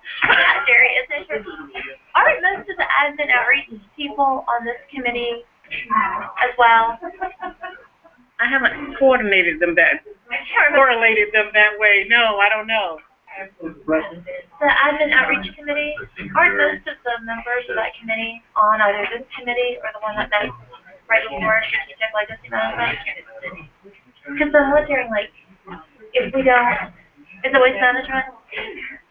Well, James has a better handle on it. He says he thinks it's waste management. I'm just trying to think, like, in between the full board meeting, instead of sending out bunches of emails to each other, which gets confusing, if there's a way to make a teleconference, or if we can maybe meet a few minutes in between the two, to do like updates for our admin meeting. I mean, in between these two type meetings? Well, there's rarely any time in between. This is a very strange rarity. Yeah, rarely. Most of the time we're having to say, you guys, cut. Well, maybe that's what we can do. Thank you, Clint. And teleconference time. Because that would be great. Yeah. Louis. That's what they do at the movies. Just start talking. Oh, it's time to start. I'm sorry. Welcome, everyone. We're about to begin our meeting, everyone. Let's begin. Everyone pay attention, please. You need your mommy voice. Hello? Good afternoon, everyone. I'm Louis Walters, representing the Facilities Disposition Site Remediation Committee. I want to introduce, if I can, at this particular point, introduce my committee members. Mr. Tom Barnes is away today. I'm coming in kind of substituting for him. I'm Louis Walters, the Vice Chair. Louis Chavez, Eleanor Hobson, Larry Powell, William Roden, Nita Benetti, and Ed Strucken are the fellow committee members. We'd like to encourage participation, if we could. Anyone and everyone is invited to sit around the table for discussion and questioning. And I also want to stress that the meeting is indeed being recorded. So please clearly state your name and affiliation before speaking. Speak loudly and clearly. Also be warned that mics pick up idle chatter, so we try to keep the chatter at least at a minimum, if not at zero. The importance of the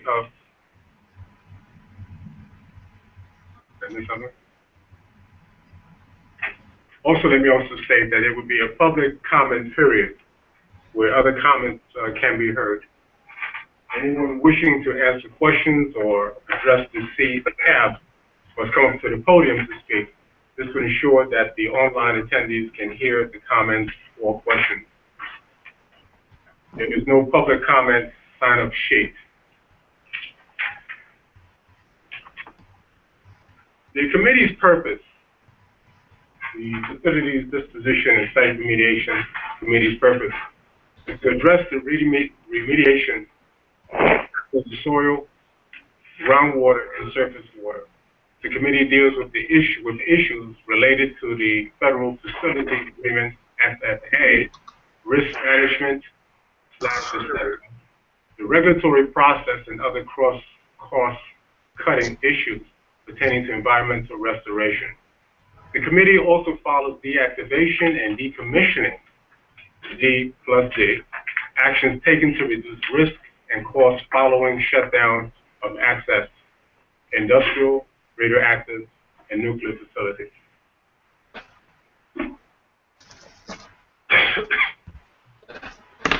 I'd like to reintroduce, a recommendation status update. I missed that. My apologies. Open recommendations 315 or 315. Public meetings on background and status of high-level waste tank closure program. And 317 or 317, fund an independent environmental monitoring program in Georgia. Our next meeting will be October 21st at 6:30 to 8:20 p.m. And that would be held at the DOE Meeting Center, 230 Village Green Plaza, Suite 220, Aiken, South Carolina, which is the location we're at right now. Today's presentation, labeled D Area Ash Project, will be conducted and presented by Ms. Karen Adams, DOE-SR.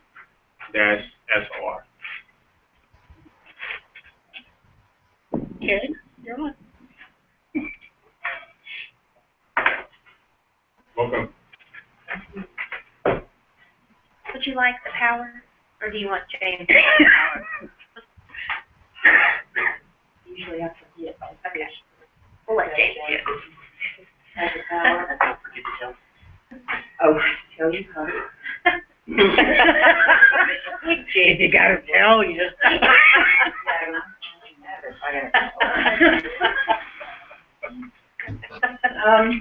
Good evening, I'm Karen Adams, and I work with DOE, and I'm with the Office of Assistant Manager for Infrastructure and Environmental Stewardship.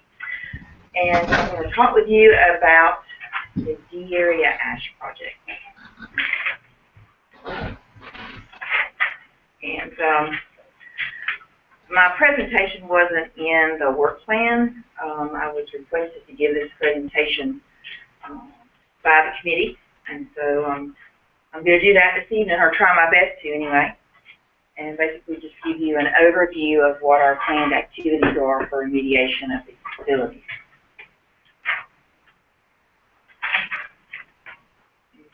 Okay, page 3 is just a list of acronyms. I tried to spell everything out for you, so you wouldn't have to refer back to that. You have a bigger kind of placemat size of this picture, and you may want to refer to that as I go over maybe the next couple of slides, because even though this is kind of busy, so is this project. So just to kind of keep you, on guard for what I'm going to talk about. So the D Area Ash Basins and Landfill is part of D Area. This is just a portion of D Area.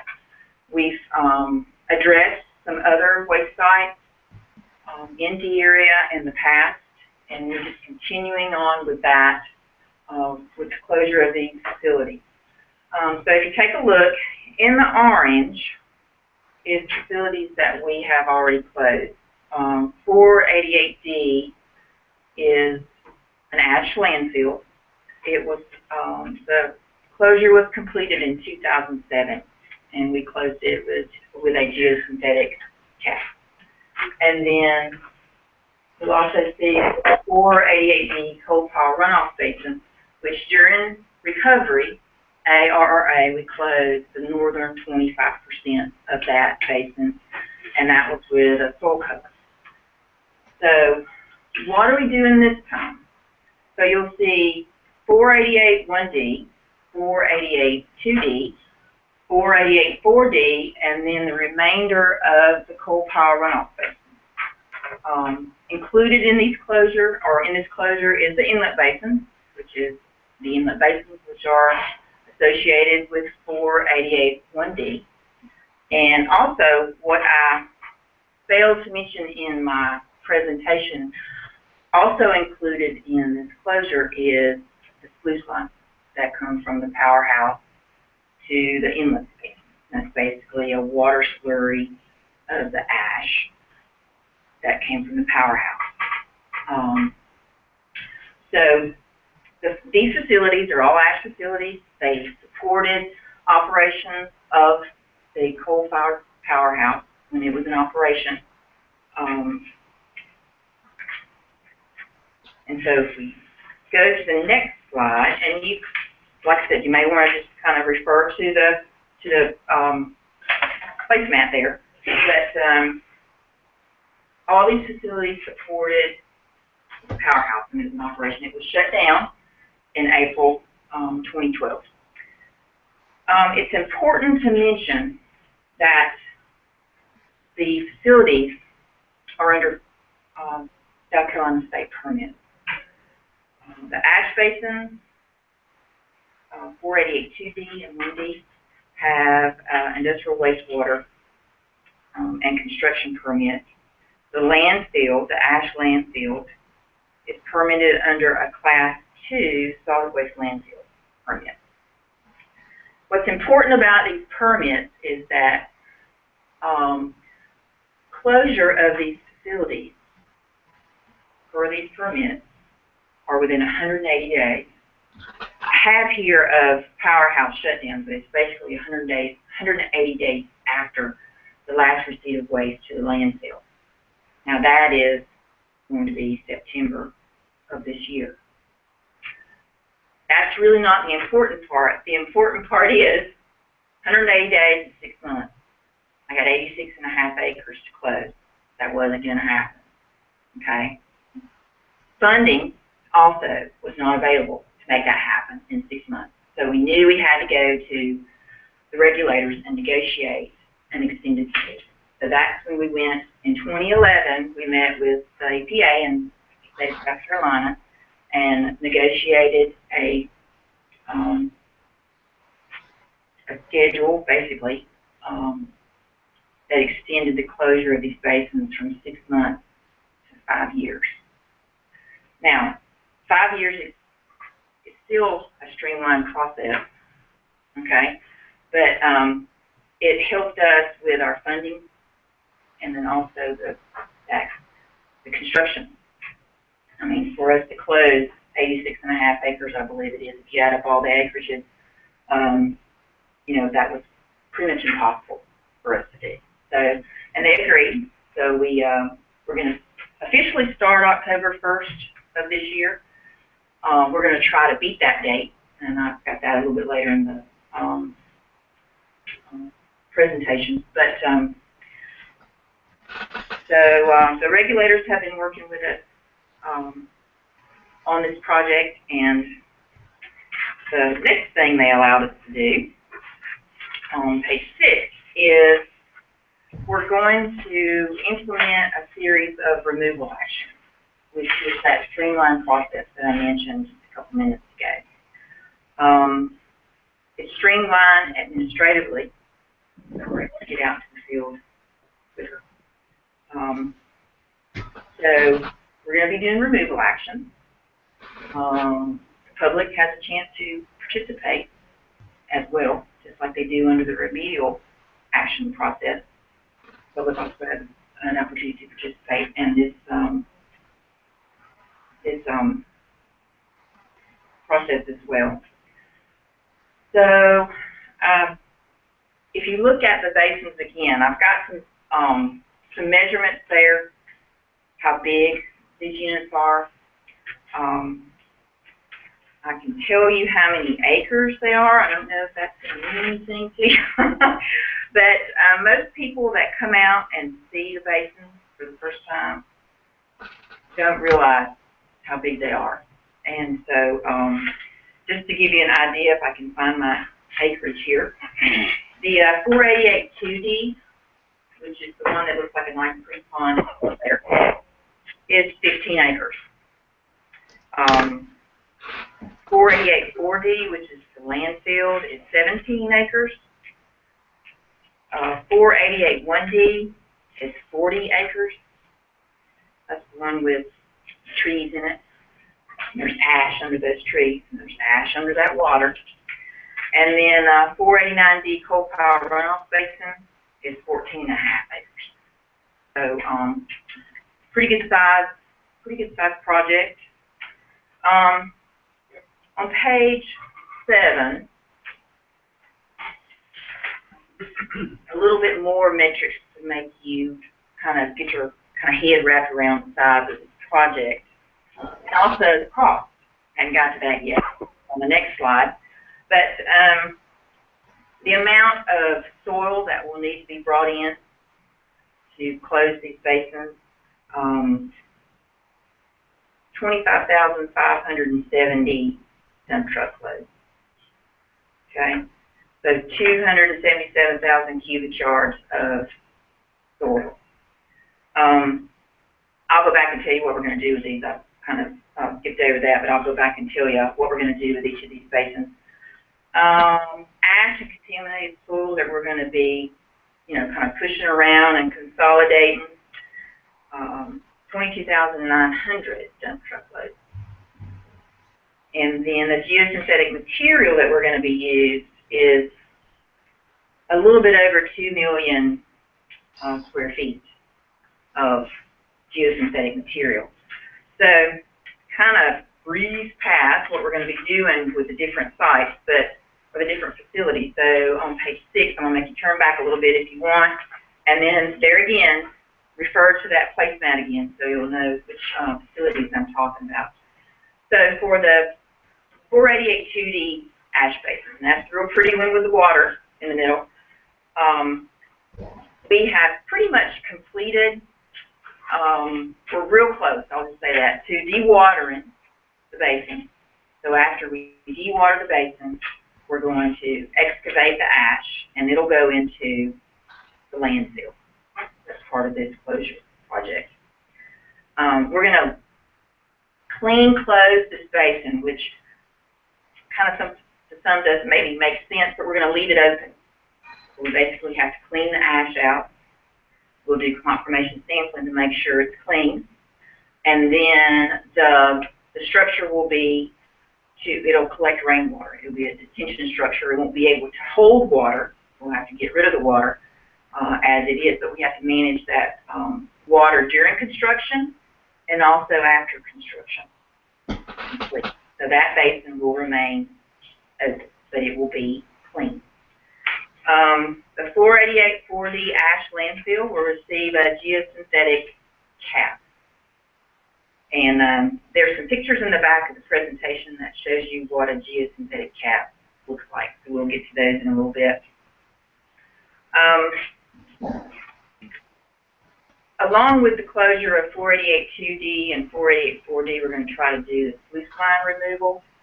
And so those are, I think it's carbon steel pipe supported by wooden poles. Like I said, it comes from the powerhouse to the inlet basin.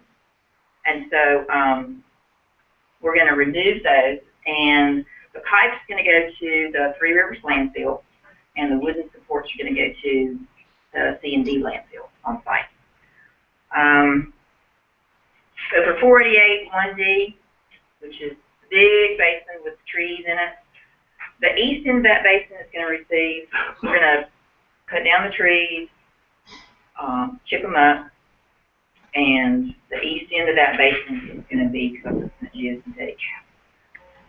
The west end is going to be used as a detention structure as well. So it will collect water during construction and after construction. We'll do the same thing. We'll remove the ash. Well, I'm sorry. We'll consolidate the ash to the east end, and we'll do confirmation sampling to make sure that it's clean. But with that part of the basin will remain open. Now the inlet basins, we're going to excavate all the ash out, confirmation sampling, make sure it's clean, and then we're just going to fold in the sides and make sure it's graded and make sure there's no problems with erosion or anything like that. But we're just, and that will be, those will be filled in as well. And the coal pile runoff basin, we're going to excavate that, the coal and the coal fines from the bottom of that basin. Those will go into the landfill and the 48840 landfill. And then we're going to leave that coal pile runoff basin open. We want it to collect rain, because what we want it to do is we want that rainwater to seep through and hopefully affect the groundwater, because it'll be clean, clean water going through, and hopefully it'll dilute our low pH groundwater that we have underneath. Groundwater's not part of this project, but we're kind of thinking ahead. When we address that groundwater, we hope that the clean rainwater that is seeping through the old coal pile runoff basin will help dilute the low pH groundwater. We're kind of going to do this project in two phases. FY 15 and 16, we're going to do 2D and 4D and sluice line. And then FY 17 through 19, we're going to do 1D and the coal pile runoff basin. That's our plan. Let's see. Now we can skip ahead to slide 8. The estimated cost is $79 million, probably rounded up to $80 million.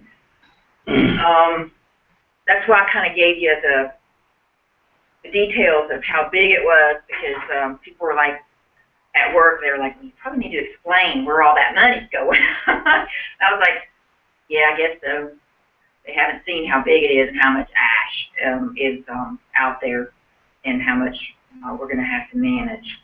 So like I said before, the dewatering has begun. We're going to try to do some more work prior to the new fiscal year.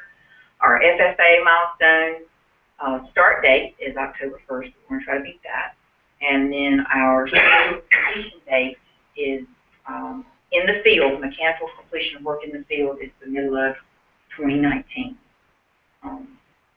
Regulatory documents and things like that follow construction will be done in 2020.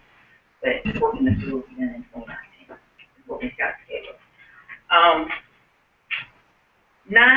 Slides 9 and 10 give you a view of what a geosynthetic cap looks like. These are ones that were previously installed at the site, and this is what the one that we're using here is going to look like. So you're going to have a foundation layer, which is basically just soil. You're going to have geosynthetic clay layer, which is the impermeable layer that keeps the rainwater from leaching through. You're going to have the drainage layer, which helps keep the rainwater even from the geosynthetic clay layer. It'll be sloped, so that layer will keep the water from seeping in to the clay layer, and then it'll take it to the side and away from the cap. Then you'll have a soil cover on top of that, and then we're going to have grass on the top. And so if you turn over to page 10, there's a cartoon, and it pretty much just tells you how much of each layer we will install as part of the geosynthetic cap. That is all I have for the presentation, but if you have any questions, I'll try to answer them. So is there like a fence around this area? It is actually outside the fence that is around the powerhouse and some of the ancillary facilities. But of course, we have the boundary fence that goes around the center. So like, with ash, so if a little bunny rabbit or a deer goes and drinks some of this water from the basin, is the ash going to affect that bunny rabbit deer right now? No, if they go and drink the water, no, the ash is covered by the, water. The water is relatively clean. Before we discharge the water actually we're discharging the water from 1D and 2D out the NPDES outfall, we had to meet certain criteria to be able to do that. And so, yes, the water is relatively clean, so ecologically speaking, it's fine. Ms. Adams, you mentioned that there was a request for extension originally, and that extension was granted, giving you 5 years, and that starts August, I think, because September was... October 1st officially is our FFA milestone. Now, the reason for missing the original arrangement was what? It was financial, it was fiscal. Could you give us it was a little picture of what's happening, what happened? Okay, so for example, the landfill permit is really the major driver in that 180 days. That after the last waste enters that landfill, we have 180 days to close. When you think of a landfill, I think, and this permit doesn't take into consideration that it was a complete landfill like a ash landfill, but the permit is really considering a sale within, say, a sanitary landfill. Mm-hmm. And you realize that, I don't know if you've ever all been to a sanitary landfill and you've seen a cell within a landfill, how small those are in comparison to several acres. So 180 days fits that scenario of a cell within a landfill. So our problem was, it was physically impossible for us to close the amount of acreage that we had within 180 days. Because it wasn't, you had to have a plan. It wasn't, you had to submit a plan. It wasn't, oh, you got to get started in 180 days. We had to have it closed in 180 days. So physically it was impossible. The other thing, the funding. It wasn't available. And so we had to make sure that we could baseline that funding and have it available. The regulators were generous in giving us the 5-year schedule under the FFA. And they are very determined for us to meet that schedule. And so we are going to try our best to do that. Thank you. Larry Powell with CAB. You said the steel sluice pipes would be disposed of in the landfill. Could they not be recycled? Chris, did we consider that? I don't know if we went to the Crow or not, and I don't think anybody was interested in it. Some of it is fiberglass too, as well, so that really wouldn't be recycled. Okay, so this is Chris Berger, and he works for SRS, ECACP, so he's my backup this evening. But I don't know the guarantee. Louis, do you have a question? Hello, Louis Chavis, CAB. Hey, Louis. I need a question answered. What are the contaminants in this ash? I think the biggest one is arsenic, and then we have the coal-related radionuclides. They're low levels. It's an ecological risk. One of the in the landfill where we're having to put a class 3 cap on a class 2 landfill, it says not just ash. If all we had was ash, we could put a full cover. Would arsenic not be a carcinogenic also? I'm sorry? Would arsenic not also be a carcinogenic? No, sir, I don't think so. But if we, just to continue on with the geosynthetics, because we have coal rejects in the landfill, that is a problem. And the problem is a groundwater threat, a migration threat. So that's why we have geosynthetic. Okay, but the water we have now that we're going to release at a future time, it's going straight to the Savannah River, yes or no? No, sir. We are pretty close to the Savannah River, but it's 3,000 feet from the Savannah River. And so that's what So we're going to make another pool or a pond? I'm sorry? We're going to make a pool or a pond? Which one? With the water? Well, 2D and the west end of 1D will be detention structures. So they won't be able to hold water for very long. We have to get rid of that water. But those ends of the basin and 1D and 2D will be clean when we're done. And so there won't be any seepage from those basins that are going to be left open from like ash or coal or anything like that. Because we want to make sure that all that's removed. Because we are leaving them open, we have to do confirmation sampling to make sure. Okay, thank you. Yeah. Go ahead, please. Go ahead. He's releasing you. So how far down is the arsenic in the ash? Like how far down? Like I mean, it is a component of the ash. So is this it? The brown part? Is this ash? So just like right there.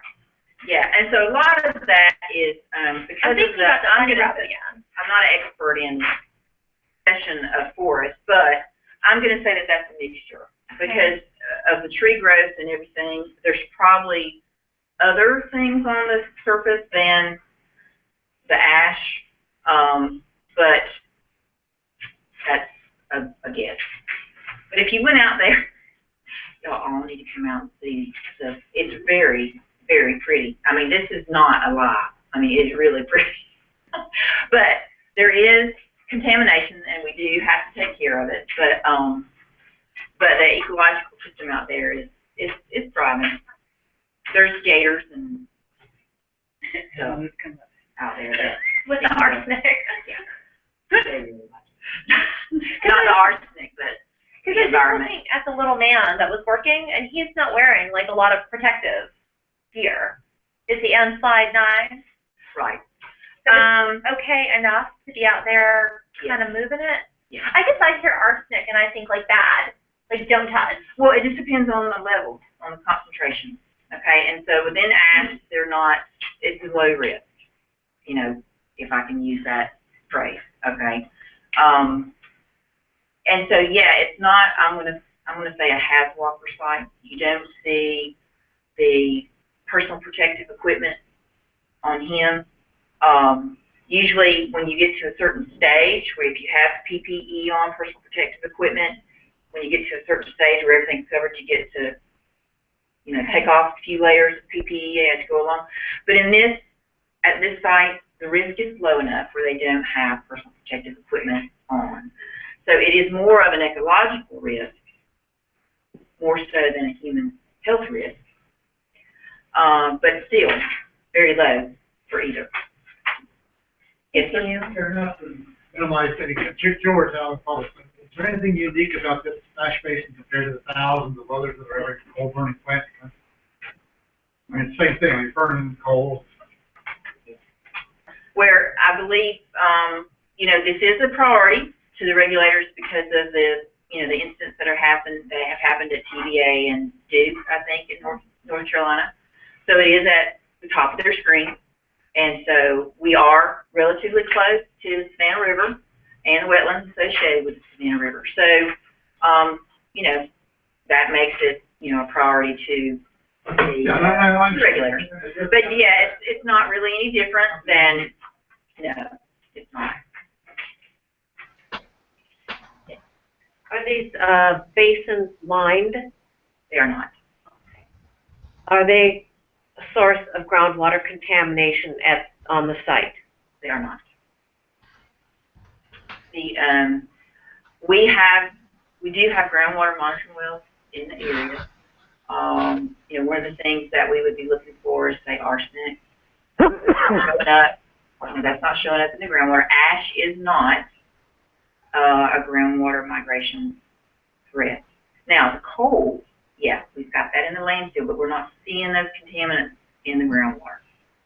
Now, when we get done with this, the closure of these facilities, we will address the groundwater in this portion of the area. And so we will have a little bit better knowledge. Like I said, we do have some groundwater monitoring wells in the area now. Maybe not enough wells, maybe not in the right locations, but it does give us enough information to know that these facilities are not a threat to groundwater. Probably the biggest threat we have now would have the old coal yard that's been removed because of the powerhouse is no longer in operation, and then the coal pile runoff base. Because there again, that's not ash, that's coal. And coal is a groundwater migration threat. And so that's why we have a low pH groundwater in this area, is because of that. So, but once now the source is gone, the coal yard, and then once every once in a while they would clean out the bottom of the coal pile runoff basin during operations over the 50 years of operation. And so now, in that picture, it's full of water, but it's deep. And so when it gets hot and it doesn't rain, it evaporates or it seeps. And so right now it's probably half full compared to that picture now. And so it's a little black, deep part, and we'll go in and we'll clean that up. But once we remove that, then that's the other source of the low pH groundwater. And so we'll have the source removed, and then we'll be able to address the groundwater more successfully when we know we have the sources taken care of. One follow-up question. You're clearing these trees. Will these trees be burned in the biogeneration plant? No, ma'am. They'll be size reduced, basically chipped, and they'll be under the cap. They'll be placed under the gypsum. So they will not be, okay. They will not be burned. They will be put there and covered up. Correct. If I'm not mistaken, I think Amoresco have contracts for the wood chips. Okay. And so that would kind of step on some toes if we said, oh, we got some trees to burn over here. And I think we've approached them before, different times, but they're like, oh, we got contracts for that. So, it's kind of, So they will be left in place, chipped and left in place. Yes, ma'am. Hi,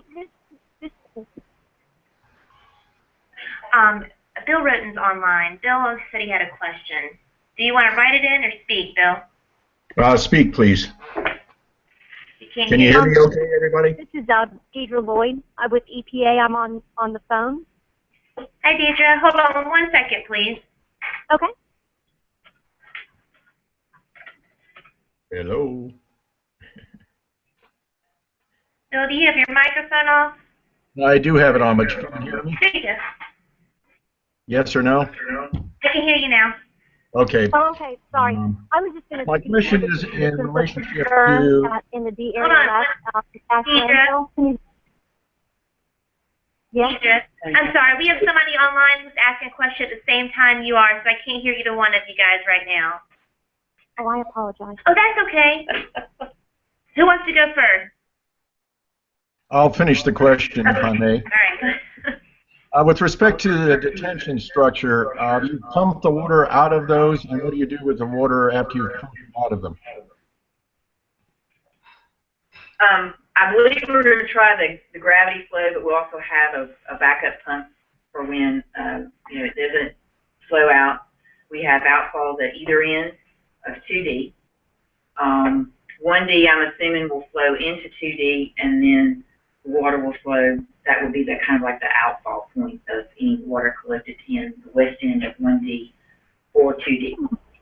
So if it doesn't work for gravity flow, we'll have a pump there as well to help it reach or to get out of the basin. So it just goes into the groundwater, whether it's pumped or flows out? No, that's what we're trying to prevent. We don't want to influence the groundwater at all. We're actually trying to, there is I'm going to call it an artificial water table. Do you want to see him?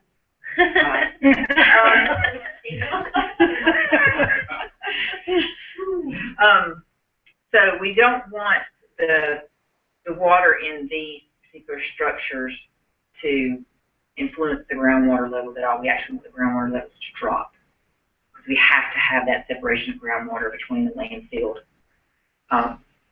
primarily with landfill and the basin bottom. 3 feet of separation between the basin bottom and the groundwater. So no, we don't want the water to stay in the basin, and they'll be discharged through a permitted outfall, and that'll be into Beaver Dam Creek, which eventually will go into the Savannah River. By the time we, during construction, even after construction, we will be working to make those basins clean. Okay, so when that water is in there, it will be in a clean basin, and then that water will be released and eventually end up in the Savannah River. If it makes it that Thank you very much. Yes. All right, Deidre, you still have your question? Okay, sorry about that. I was just going to speak to the question. There's a little bit of a lag, and somebody was concerned about the this contaminants of concern. And EPA and DOE and South Carolina DHEC all had long conversations about this very issue, and there were between 15 and 20 constituents, and they all have certain levels that need to be removed, that need to be maintained. And so they will be maintained at industrial levels based on site use, future site use. And so there's certain levels, and we're monitoring those, and so is DOE, and they're all levels that all 3 partners agreed to. Okay, So there's some concern expressed. This is Louis Chavis Cab. Lead and mercury would be 2 also subsequent things, right? Yeah, there's a constituent list, and I don't remember the whole bit. Karen, was it like 15 or 20? So it's a very extensive constituent list. Arsenic is on there, metals, it's a lot of them. We would be happy to provide that, Okay. You've answered my question. Thank you. Sure. I'm going to go back on mute. All right, thank you, Deidre. Karen, this is Heather Cathcart with South Carolina DHEC. Hey. Hey, there was, I think Marilyn had a question regarding the groundwater. There's an important factor that she needs to know is that although we're closing these units under the FFA, we're closing them as though they're a solid waste permitted facility. So along with the cap, the Class 3 cap that will be placed on top of the landfill, there will also be 25 years of associated groundwater monitoring. So we'll be monitoring not only the constituents that could migrate from the cap, but also the groundwater surrounding the area.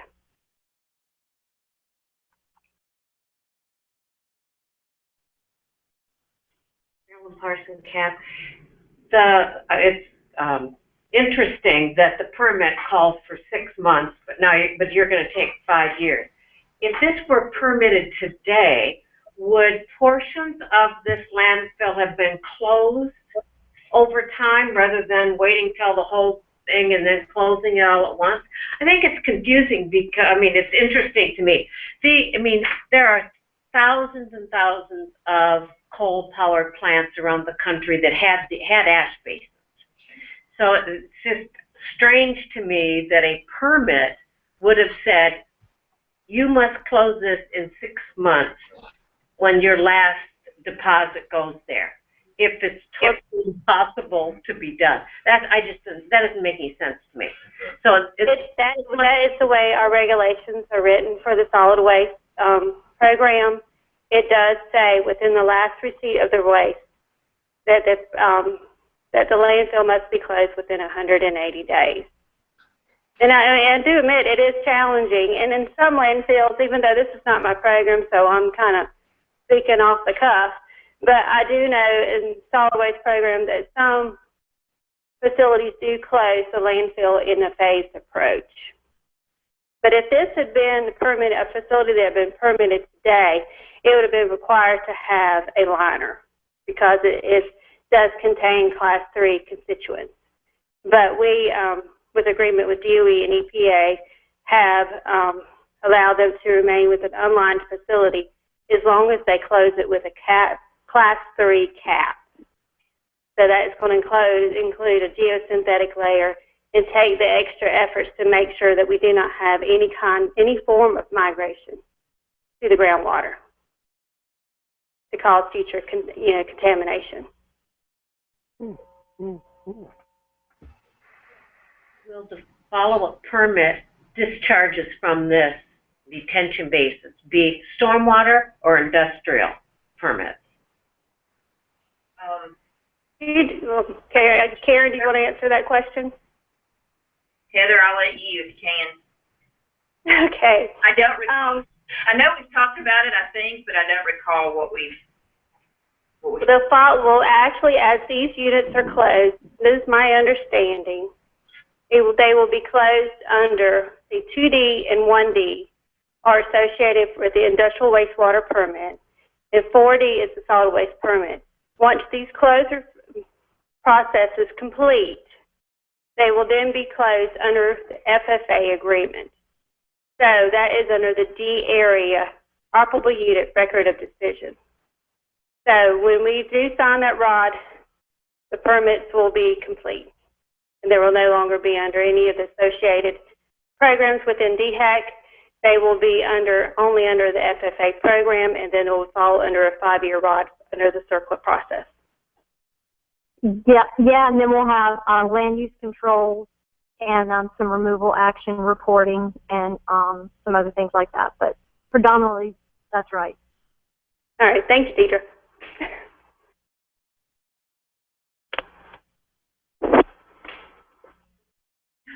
I think that answers Specifically about the outfall. yes.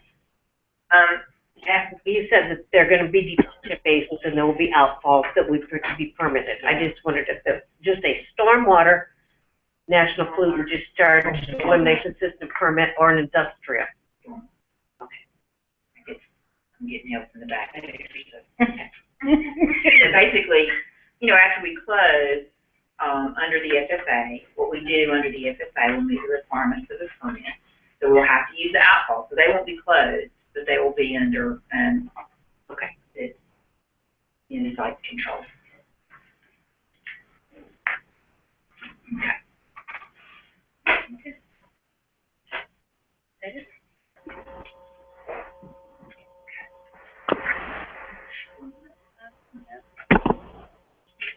Thank you, literally. Oh.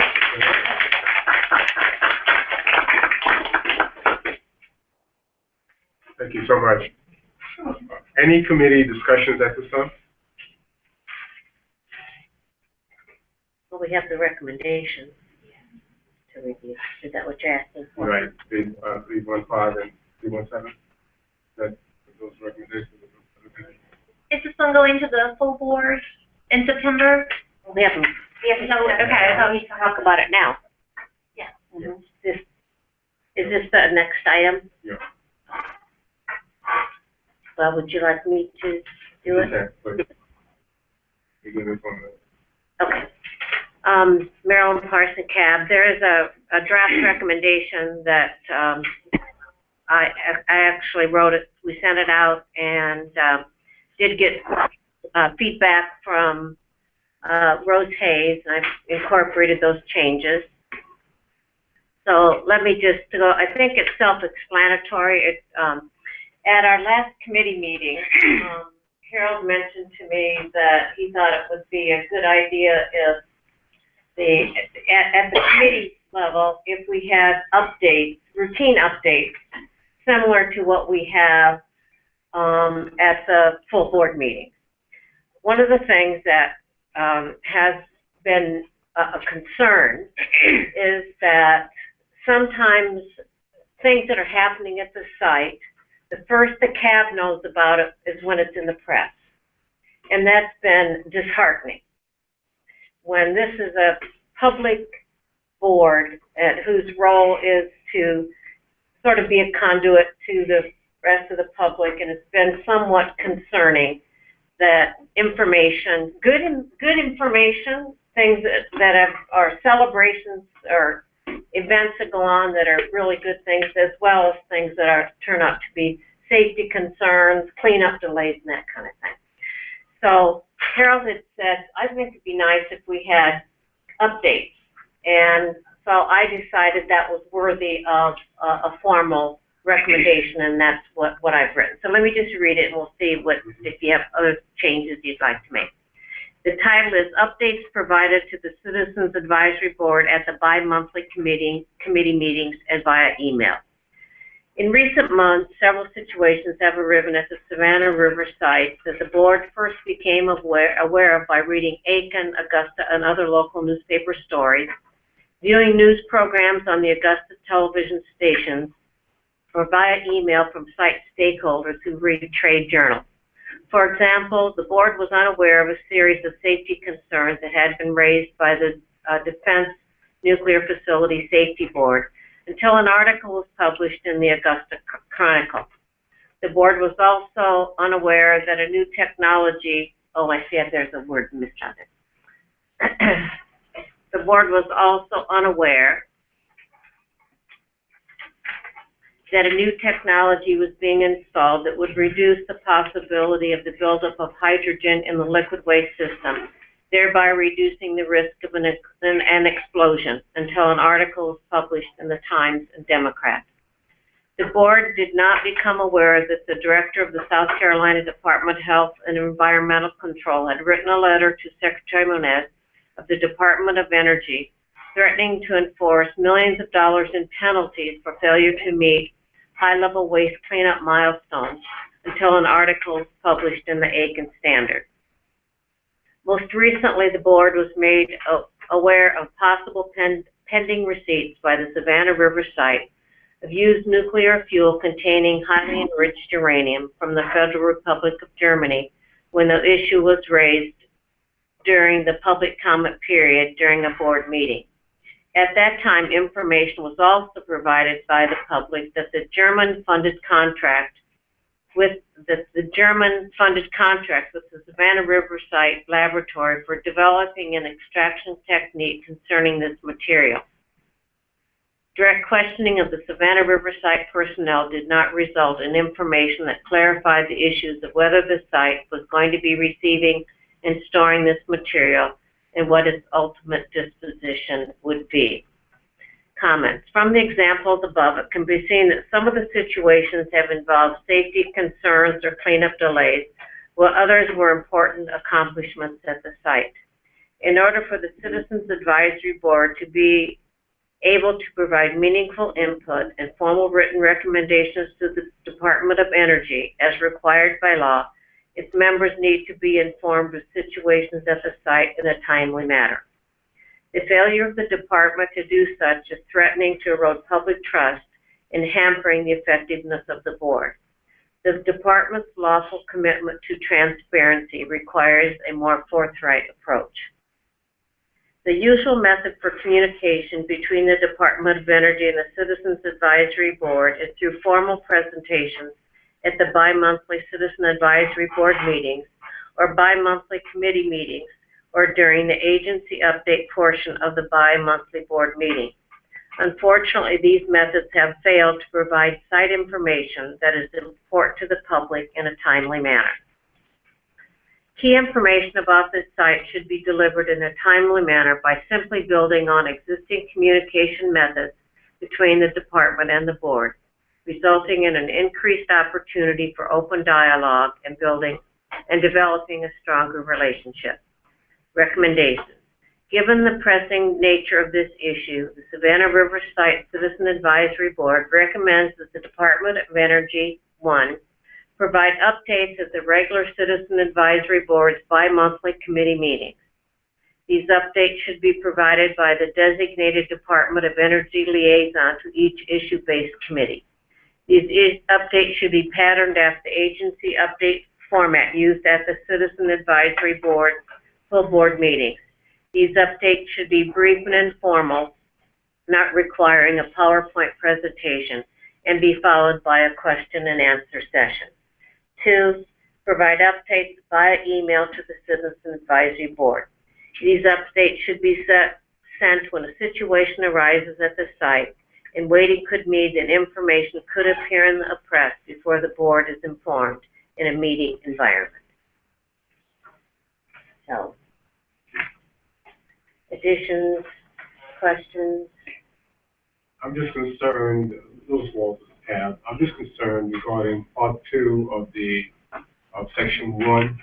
These updates should be brief and informal, not requiring a PowerPoint presentation to be followed by a questions and answers section.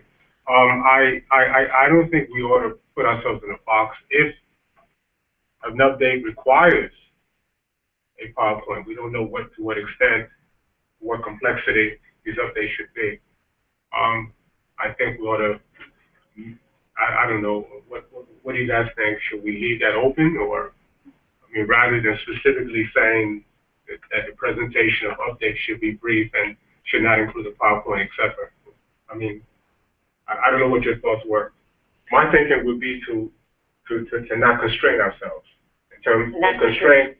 Not to constrain them. Exactly. Whatever they need to present the updates. I mean, the key item here is to ensure that we don't receive updates from other sources, right? That's basically what we're looking at. So my thinking would be not to restrain the carry of information. Yeah.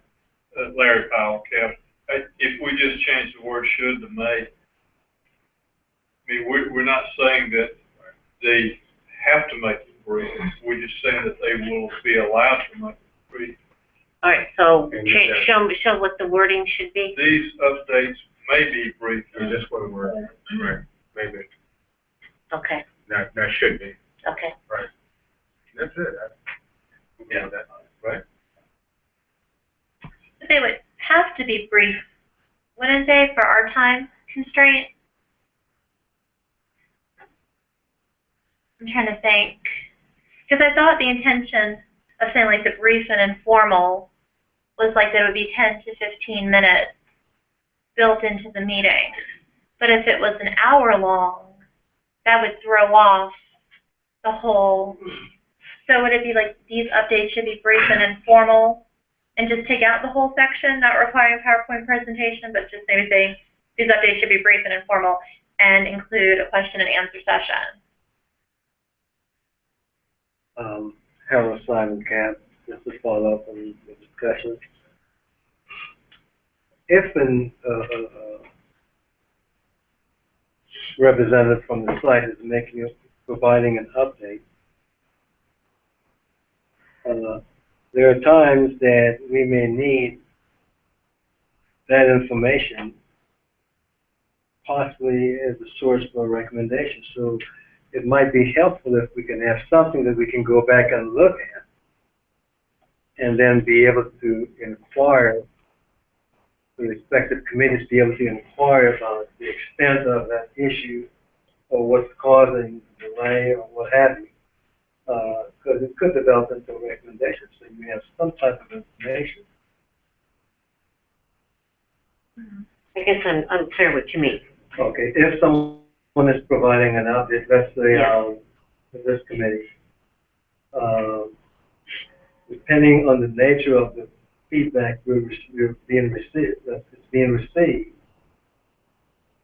it could be an interest in the recommendation topic. Right. And so if we have information from that presenter in writing, so we can study that and be able to ask pertinent questions relating to that, which will develop into a recommendation, then we should have a way of getting that type of information.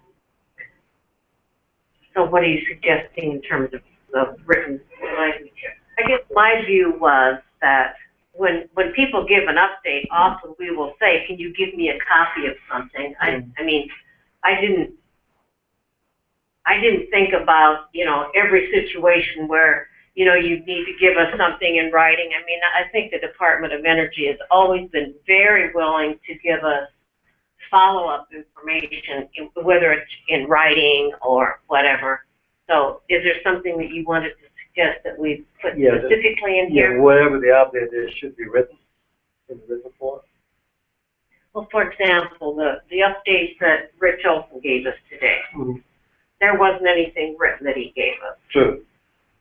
But I cannot sit here or when I get back home, determine exactly what Rick said, what was part of his update. Well, may I add something? Pardon me for interrupting you. It's true, if Rich or someone gives you a verbal presentation, there's no way you're going to remember it. But remember, we've got things built in to help make sure that you can follow up and find out exactly word for word what was said, because at all of these meetings, it's recorded. You can go back a day later, you can hear word for word everything that was said, and then we send out the meeting minutes, word for word, everything that was said. So there is a way of being able to do it without having to. Do we have minutes from the committee? Yeah, they're posted on the website. Now it tells me you hadn't been reading. But yes, they are. Yes. If you go to the past committee meetings, you can find the presentations and you can find the audio, video of it and the minutes. Right. Good. We've had this discussion before, and we were not doing the minutes from the committee meeting. When did we start doing the minutes from the committee? We've always done them. They're on there. We Always. do like 6 months at a point. We didn't have staff. That was the last contractor, but Jocelyn does the meeting summary. Okay, I didn't know you had started. Yeah, they're there. Yeah. It was just. I knew we had this discussion. We only missed like 2 meetings, and then, and after that, 2 meetings. Okay, then that was the light. Okay. Okay. Well, I guess my, Can I just add something? Sure. I want to go back to Lisa's comment regarding, I'm sorry, going back to your comment in terms of it going over an hour or going up to an hour. We can make accommodations for that. Is that correct? If an hour, if an update. we're talking, are you talking about, if you're talking about having it at a committee meeting, your committee meetings are only a couple of hours as it stands. Right, right. So if you're going to have a presentation for an hour on what's coming up and then still have your regular committee meeting presentation, remember your committee meetings are presentations from your work plan. Right. Things that arise are not going to be things on your work plan, so you've already got virtually an hour and a half taken care of. So it would be advisable maybe to call a special meeting. That's possible. I mean, if something were to occur, if something were to occur, and sometimes these things could be emergencies or whatever, we need to get an update. You know, we're asking for an update, and so the decision is for an update to be granted. And can we, through our procedures, call for a request for a special meeting just for that update? That would not interfere with our regular meeting. If you feel that the nature of the topic is such that you can only have face-to-face, I got to look at you while you're telling me type of thing. There are other ways to get you information if you need it right away without having to say, okay, everybody, let's quickly pull together a meeting. If it requires that, and you guys are willing to do that, aside from travel, got to put that in there because it's not budgeted, but if it requires that, then I don't see that we couldn't pull together a meeting, but I can't imagine you're saying, I want some information and you need to stand in front of me to tell me at each time. We didn't account for the non-notification. That's basically what we're talking about. The overall position is that we've not been notified that the committee has been reading information from other sources, etc. If something were to occur, for example, I think logically we can look at maybe asking how long of a presentation it would be, you know, from DOE, the liaison, to find out, and if whether or not that would be something that could be done, or if it's a long presentation, as long as it doesn't interfere with our structure here, is what I'm saying. It would interfere if you're going to have an hour-long presentation. However, because we aren't going to be able to resolve that at this very instant, right here, we can look at whatever you come up with and see what can be done. Yes. Just to piggyback on Jerry, I know in the past what we've done to kind of, if when times are hard and we may not have the funding or the time for everyone to travel, we've done conference calls, which we can do those every day, any day that you guys want to do that. And that's actually a lot easier. We can do 800 number for that. And we can always do, again, I know it's not the same, but we can always do the online meeting. I mean, those can be done. And if you wanted, you know, we could have, like we do here, have a presenter. We can set this up at our building and you know, it'll work like that as well. So just keep that in mind. We're still referring to the update. Mm-hmm. Right. I'm just searching for ways to make it easier to react to the If situation. something, if such a road. And by nature, these are surprises. These are, you know, unexpected scenarios. So I'm trying to figure out a way in which we can react to them so that we achieve the notification, and do it in a way in which it doesn't take us out of our normal routine and normal position. That's basically it. I just want to be careful too, that we're respectful of DOE's time, because they come after work. For a lot of people, they've worked all day, and they come to 2 of these meetings a month and then 2 days on the other month. And so I just don't want us to start abusing it in a way where we have access to these teleconferences and every week we're doing our meetings, because that's a lot of stress for them to be under too. But I like the idea of maybe if we can just, do you think maybe, Harold, if they do like a handout, like if Bridge today had just as like a couple of bullet points, so not like a whole PowerPoint, but maybe just like a one-page handout of maybe the newsletter or news article topics they're going to be talking about, and you have something tangible in front of you, but they don't have to make a whole presentation.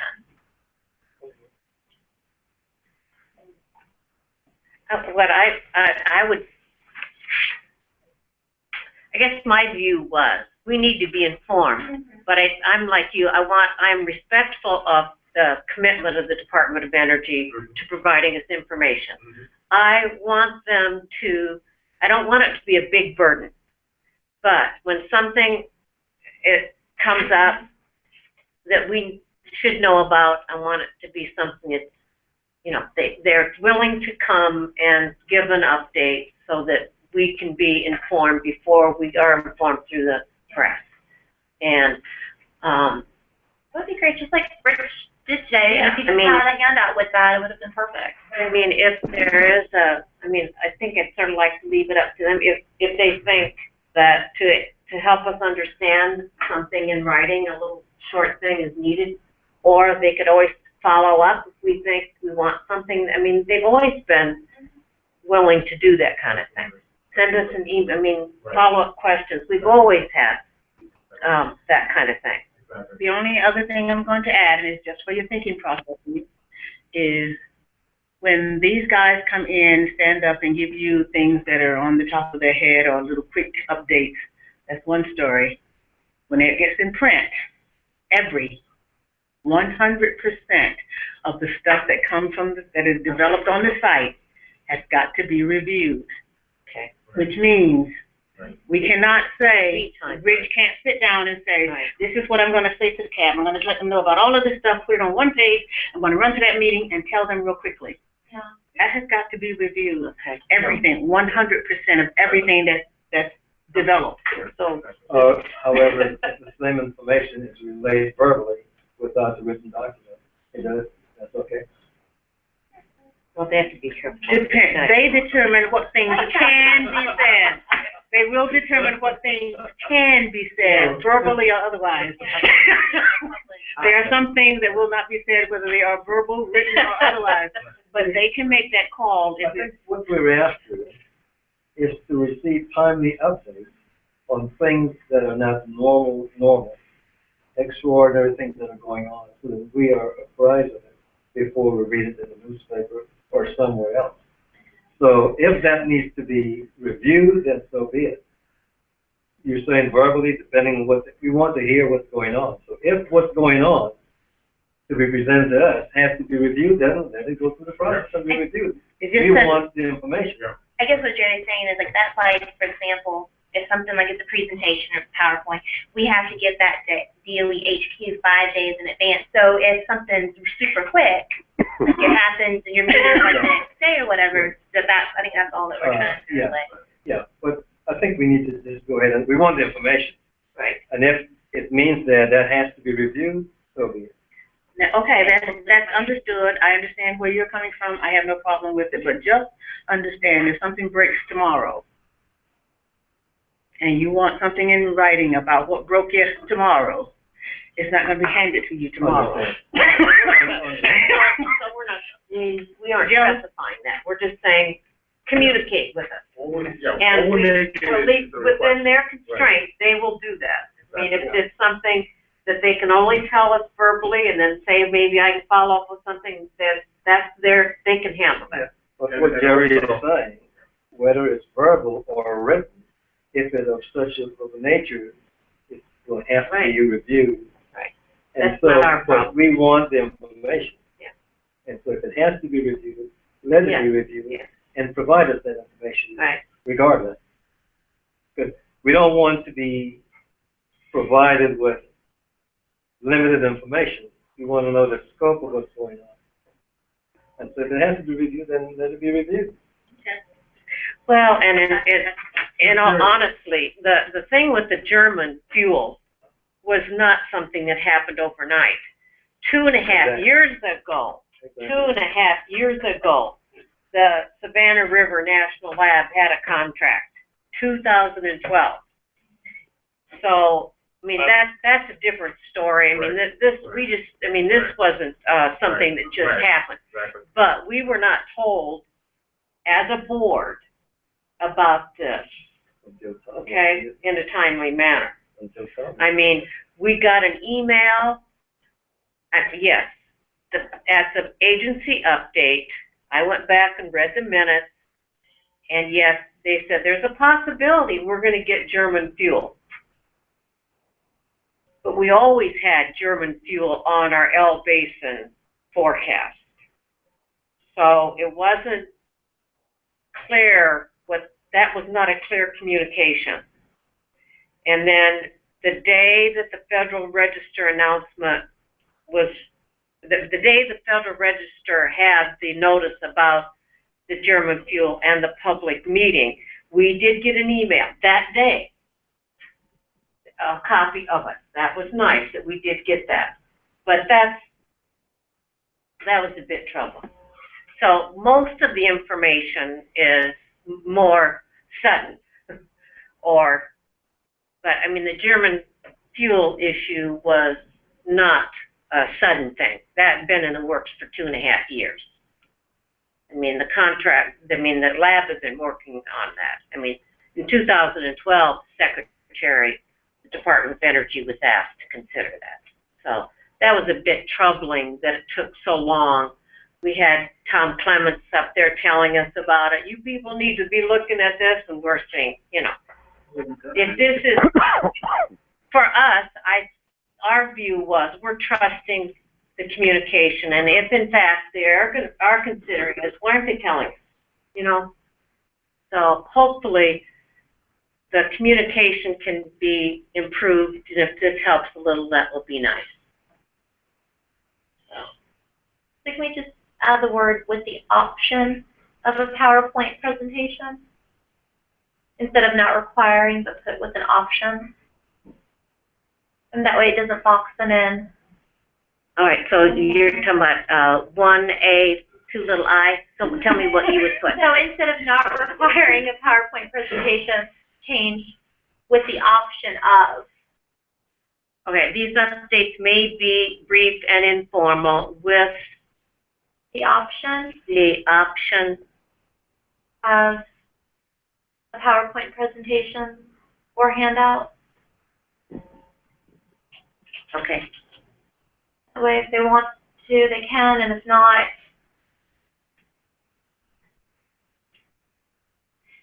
the second paragraph under background, I think these sentences are a bit awkward. About the German, I found them a little awkward. I took exactly, Rose had typed in this edition, and I left it just like it was. I think maybe we need a little wordsmithing on those sentences. They're just But it won't change I'd kind of like to just work, I just got them this morning, so I'll do some, wordsmithing, but not change the intent there if that's okay. Because they're kind of long. So did you have a question, a comment? I just want to address everything around, right? Does the CAB get a copy of any news releases that QC's office issues out? Get that now? I mean, I send them out when we get them, yes, all of them. No, but news releases? Oh, releases, okay, no. This conversation started with reading things in the newspaper.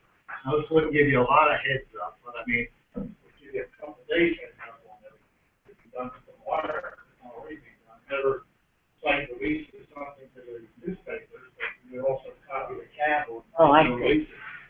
And this wouldn't give you the heads up on the German fuel. Just want to use it for the first time. Oh, Okay, now that's not my area, that's Bill's area. Bill, is there anything you can say to whether news releases can be presented to the CAB that you guys, develop? Not news releases, we give them the news briefs. I mean, it would seem that you don't give it to the newspapers, the CAB will you. Oh, I see what you, so when they submit a news release to the paper, a copy could be sent to the CAB at the same time? Bill is that's Bill's area, so he's about to, he can give you something. If you want them, you'll get them. You can sign up, you can go on self-delivery on the EM website and you can get all the EMs. Yeah, I do get them. Okay, we can provide them. The CAB is also part of the Jim Juicy's, little updates sent down. You receive those? Yeah. Okay, good. I think the goal is to try to get it before. Those are before it goes out to like everyone else? Yeah, news briefs and things.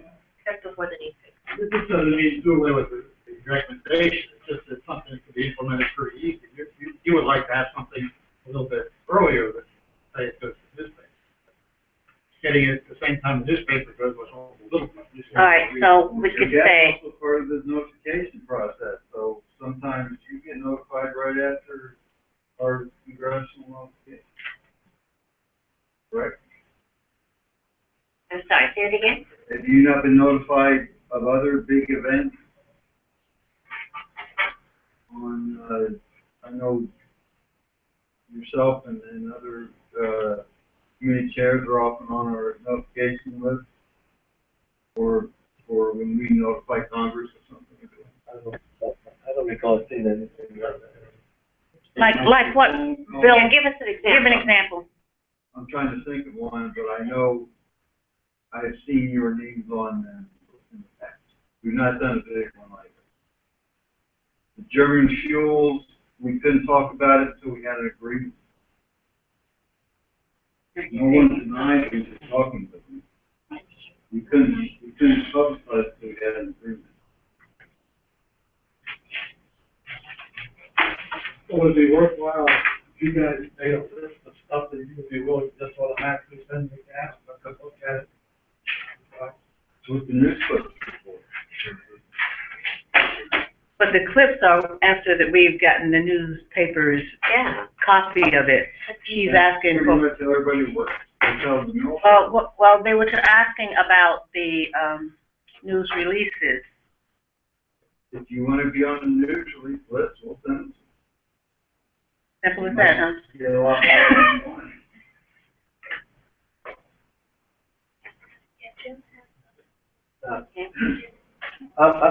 I have a full-time job.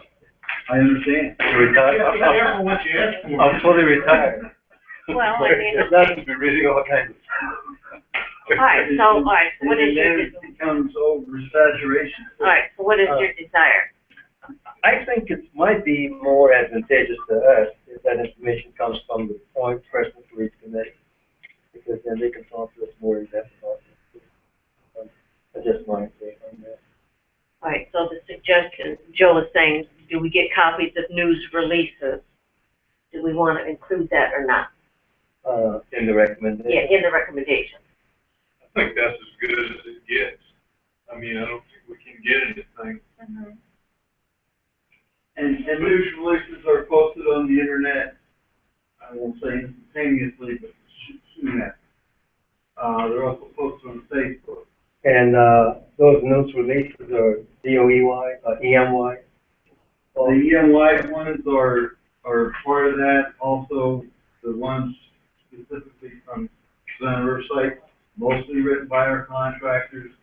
They're put on Facebook, they're put on, our website. If you like to email to you. Okay, I have a suggestion. What if we add on here that we, somehow, let's have them, provide, discuss with us the way that existing way that news releases are handled so that we can decide which ones we would like to have. For example, yes, I went on to DOE's headquarters and I have signed up for some. But maybe we could have them educate the tab on these sources, those kinds of sources, and then maybe we can decide what we would want. I don't know how we could put that, but I mean, there's I mean, there's a list this long of things that you can get emails from headquarters, and some of it's on EM and some of it's on other offices that a person might be interested in, but maybe people on the cab don't even know some of these alert sources exist. So should we add a point that says provide information on DOE related news releases, I don't know, something like that, so that then we can decide. I don't know. What do you think? I think if it impacts the Savannah River plant, I don't think we need to know every DOE news release. But I think any DOE news release that impacts the Savannah River plant, we should know about. Okay. Because I know I signed up for an EM news release, and I get all kinds of stuff I didn't want to know about. Yeah, okay. All right, I'll write a thing about that for number 3. Okay. By email, I want those. Okay.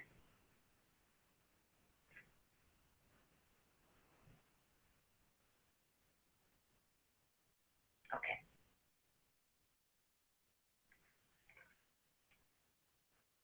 Well, before the board meeting, I'll make the revisions and we'll distribute it. Okay. Okay. Vice Chair, is that okay? That's fine. Okay. That's absolutely fine. Okay. Absolutely fine. Does everyone agree that that will satisfy, at least at this point, what we try to accomplish? And that is the quick information before those public. Usually have some indication of what's going on. If we don't find out about it first through public comment. Right. And let me just add this. I would dare say also with the technology and voracious news industry, they are going to be interested in which stories are going to be printed, and not even with confirmation with DOE, and those are going to appear. So there's no way that we could even meet those situations. That's just the nature of the beast. That's just the way it is. Yeah. Okay.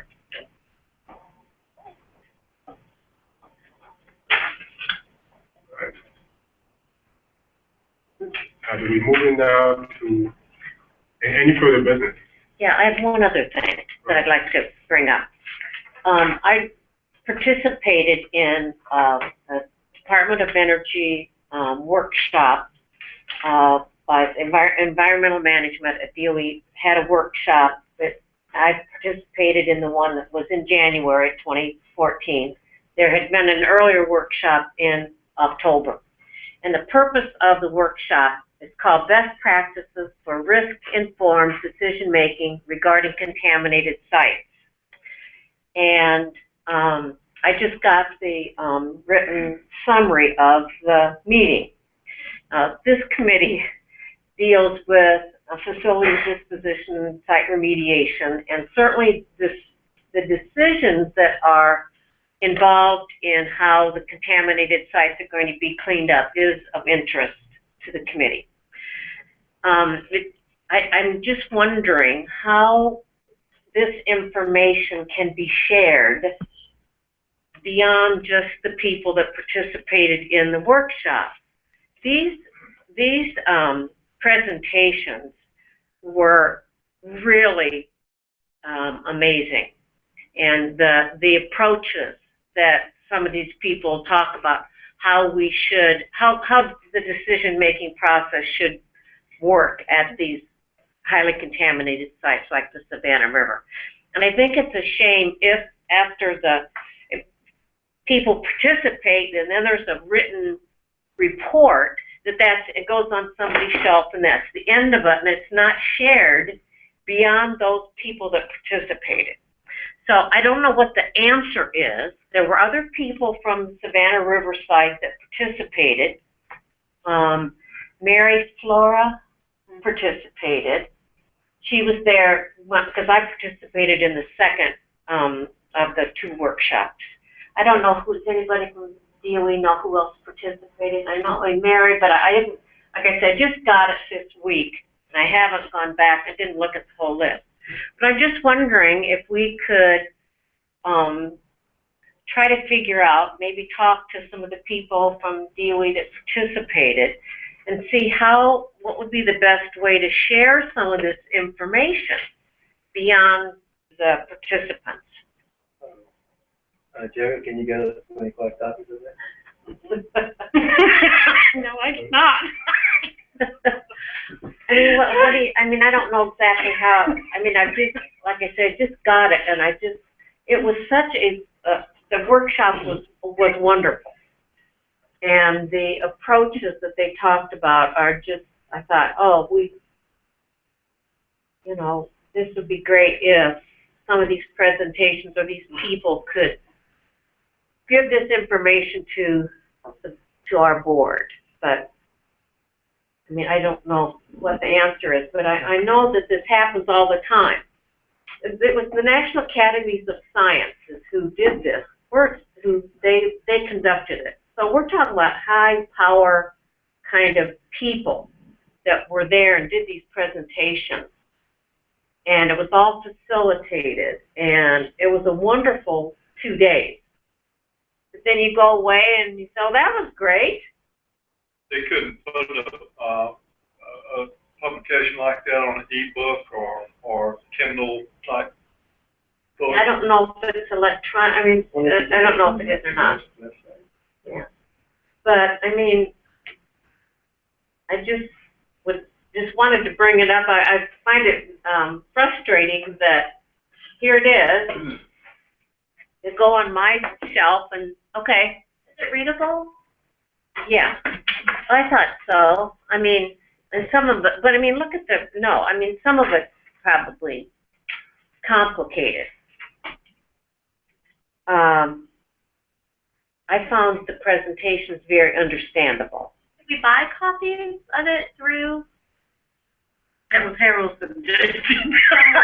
Yeah, I mean, I know you couldn't buy it for us because of budget constraints, but could we maybe look at purchasing individually some of those books? Or is it just because you're a participant? Well, I mean, I don't know if just handing it to somebody, I think that's gonna be handed here and then, I mean, I don't know. Are you wanting it for us to be like a point of reference, like as we're doing? I think that I would like some of the information that's in here to be maybe in a presentation by someone, so that some of these things, I don't know. Yeah. Perhaps you could include them with our notes for our CAB meeting, some of the major points included in our notes for our CAB meeting. We can read them. email them to us. Who would do that? Maybe the one person at the table that went.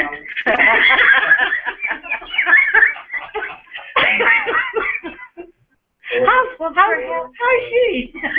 But perhaps we could, I mean, there is a web page. How about if we do this? How about if we, I'll go and provide a link and then have people kind of look at it and see if you think that there's some follow-up that we could do to make some of this information more available to a wider audience than just this. Well, quick question. Which presentation were you most impressed with? Well, there were two, yes. Okay. I have some notes. If we could concentrate on And those I that had, stand out. okay, well, I mean, I'll go back to my notes because there were two presentations, and I mean, I made extensive notes and thought this. That's where I would like to start. Okay, because at the time, we didn't have copies of the presentation. Presentations were given, and we didn't have paper copies of the presentations. So I took extensive notes, and there were two presenters that would be just amazing, but I don't know how we would get those people, but if we could get the scripts are in there, yeah. the basic concept of what the presentation is, what we can review them to see how impactful that would be upon what we're doing. All right, I'll go back. That would be the beginning. Okay, I'll provide a link to people, and then you can kind of look. But I will go back to my notes and come up with. There are two that really come to mind. That. Yeah, I don't want to just drop this. I'm intrigued by the workshops and what you picked up. But I think concentrating on the two that you were most impressed with. Okay. And looking at what those elements are. Okay. Would help us to. Okay. You see. Okay. Because I don't know how many other presenters there were, how much other. Okay. Well, I mean, there were discussions and roundtables, but there were, you know, a full day. All domestic, right? Or did include international aspects? There are some international. Okay. But they had to be related to these contaminated Savannah, like the Savannah River site. So, huge issue. I mean, they were all, DOE, EM sites. A big issue internationally, absolutely. Let's concentrate, if everyone else agrees. Okay. Let's concentrate on those two that you mentioned. Okay. How can we incorporate that procedurally? How can we now incorporate that review into our next meeting? That's what I'm asking. I'm just asking you. How can we do that? Well, I mean, I'll go look and make some recommendation of of what those were, and then we can. How about if I do that at the next committee meeting? Yeah. I don't. Committee business. I'll report on. We can follow up with that. Okay. Okay.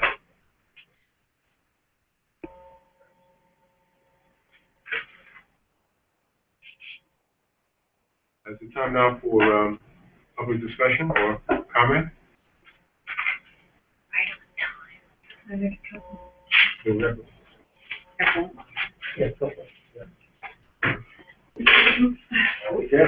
sorry that Miss Adams did the presentation that she left. I had some questions for her, but now I can't answer her question.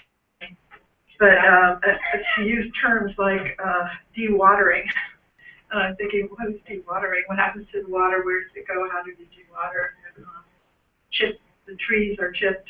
Where did the chips go? Where are they stored? And I'm afraid to say that I'm sorry to say that she was pretty disingenuous in her presentation, because she was asked about what if the bunny or something got into the water. Well, I looked up, before I came to this meeting, I looked up the area ash basin on Google, and I came up with the Savannah River Ecology Lab report. And it's not that there's a potential for contamination. It's there. It's already there. It says effluent from the basin enters Beaver Dam Creek, which provides an aquatic corridor to the river. These contaminants are found at low levels in the water, at moderate to high levels in the sediments, and at high levels in the aquatic and semi-aquatic biota, that's life of the settling basins and their downstream discharge channels. Body burdens of contaminants in some organisms in these areas are orders of magnitude greater than EPA limits for humans. Among organisms that have been documented to be contaminated by trace elements are alligators, softshell and spider turtles, water snakes, largemouth bass, several species of panfish, bullfrogs, toads, crayfish, cotton rats, raccoons, and freshwater clams. Considerable potential exists for pollutants to move from the D area settling basins into nearby terrestrial areas as a result of semi-aquatic terrestrial organisms feeding on prey items that are rich in trace elements. And the Savannah River Ecology Lab has documented that more than 85% of bullfrog tadpoles raised in the ash basins had oral deformities that may have significant their ability to feed. Metabolic rates of bullfrog tadpoles from the ash basins were 40 to 70% greater than tadpoles from control areas, indicating that ash basins tadpoles must use much more of their energy just to survive. Adult male toads from the ash basins exhibited increased levels of circulating adrenal and sex hormones, which may be indicative of animals subjected to prolonged exposure to endocrine disrupting contaminants.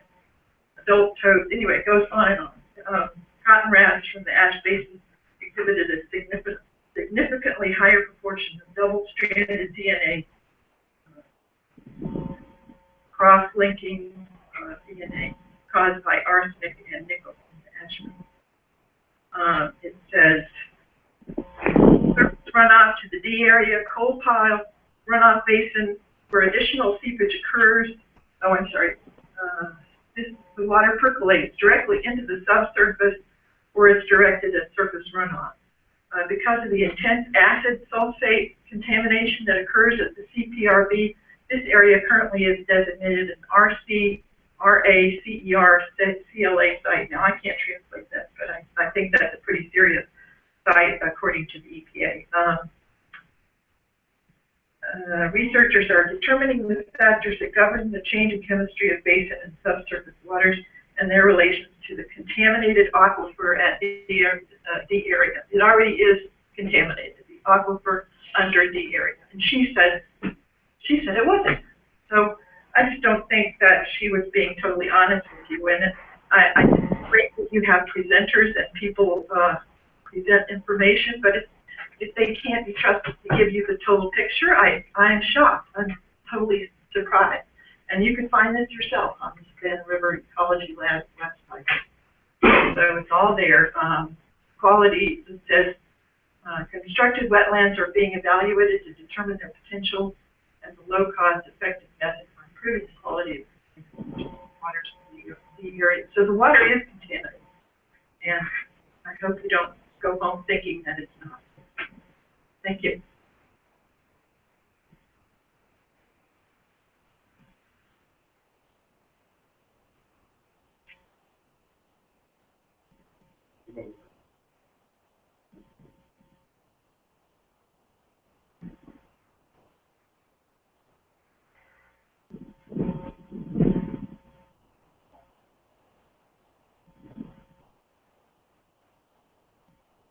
A little bit earlier.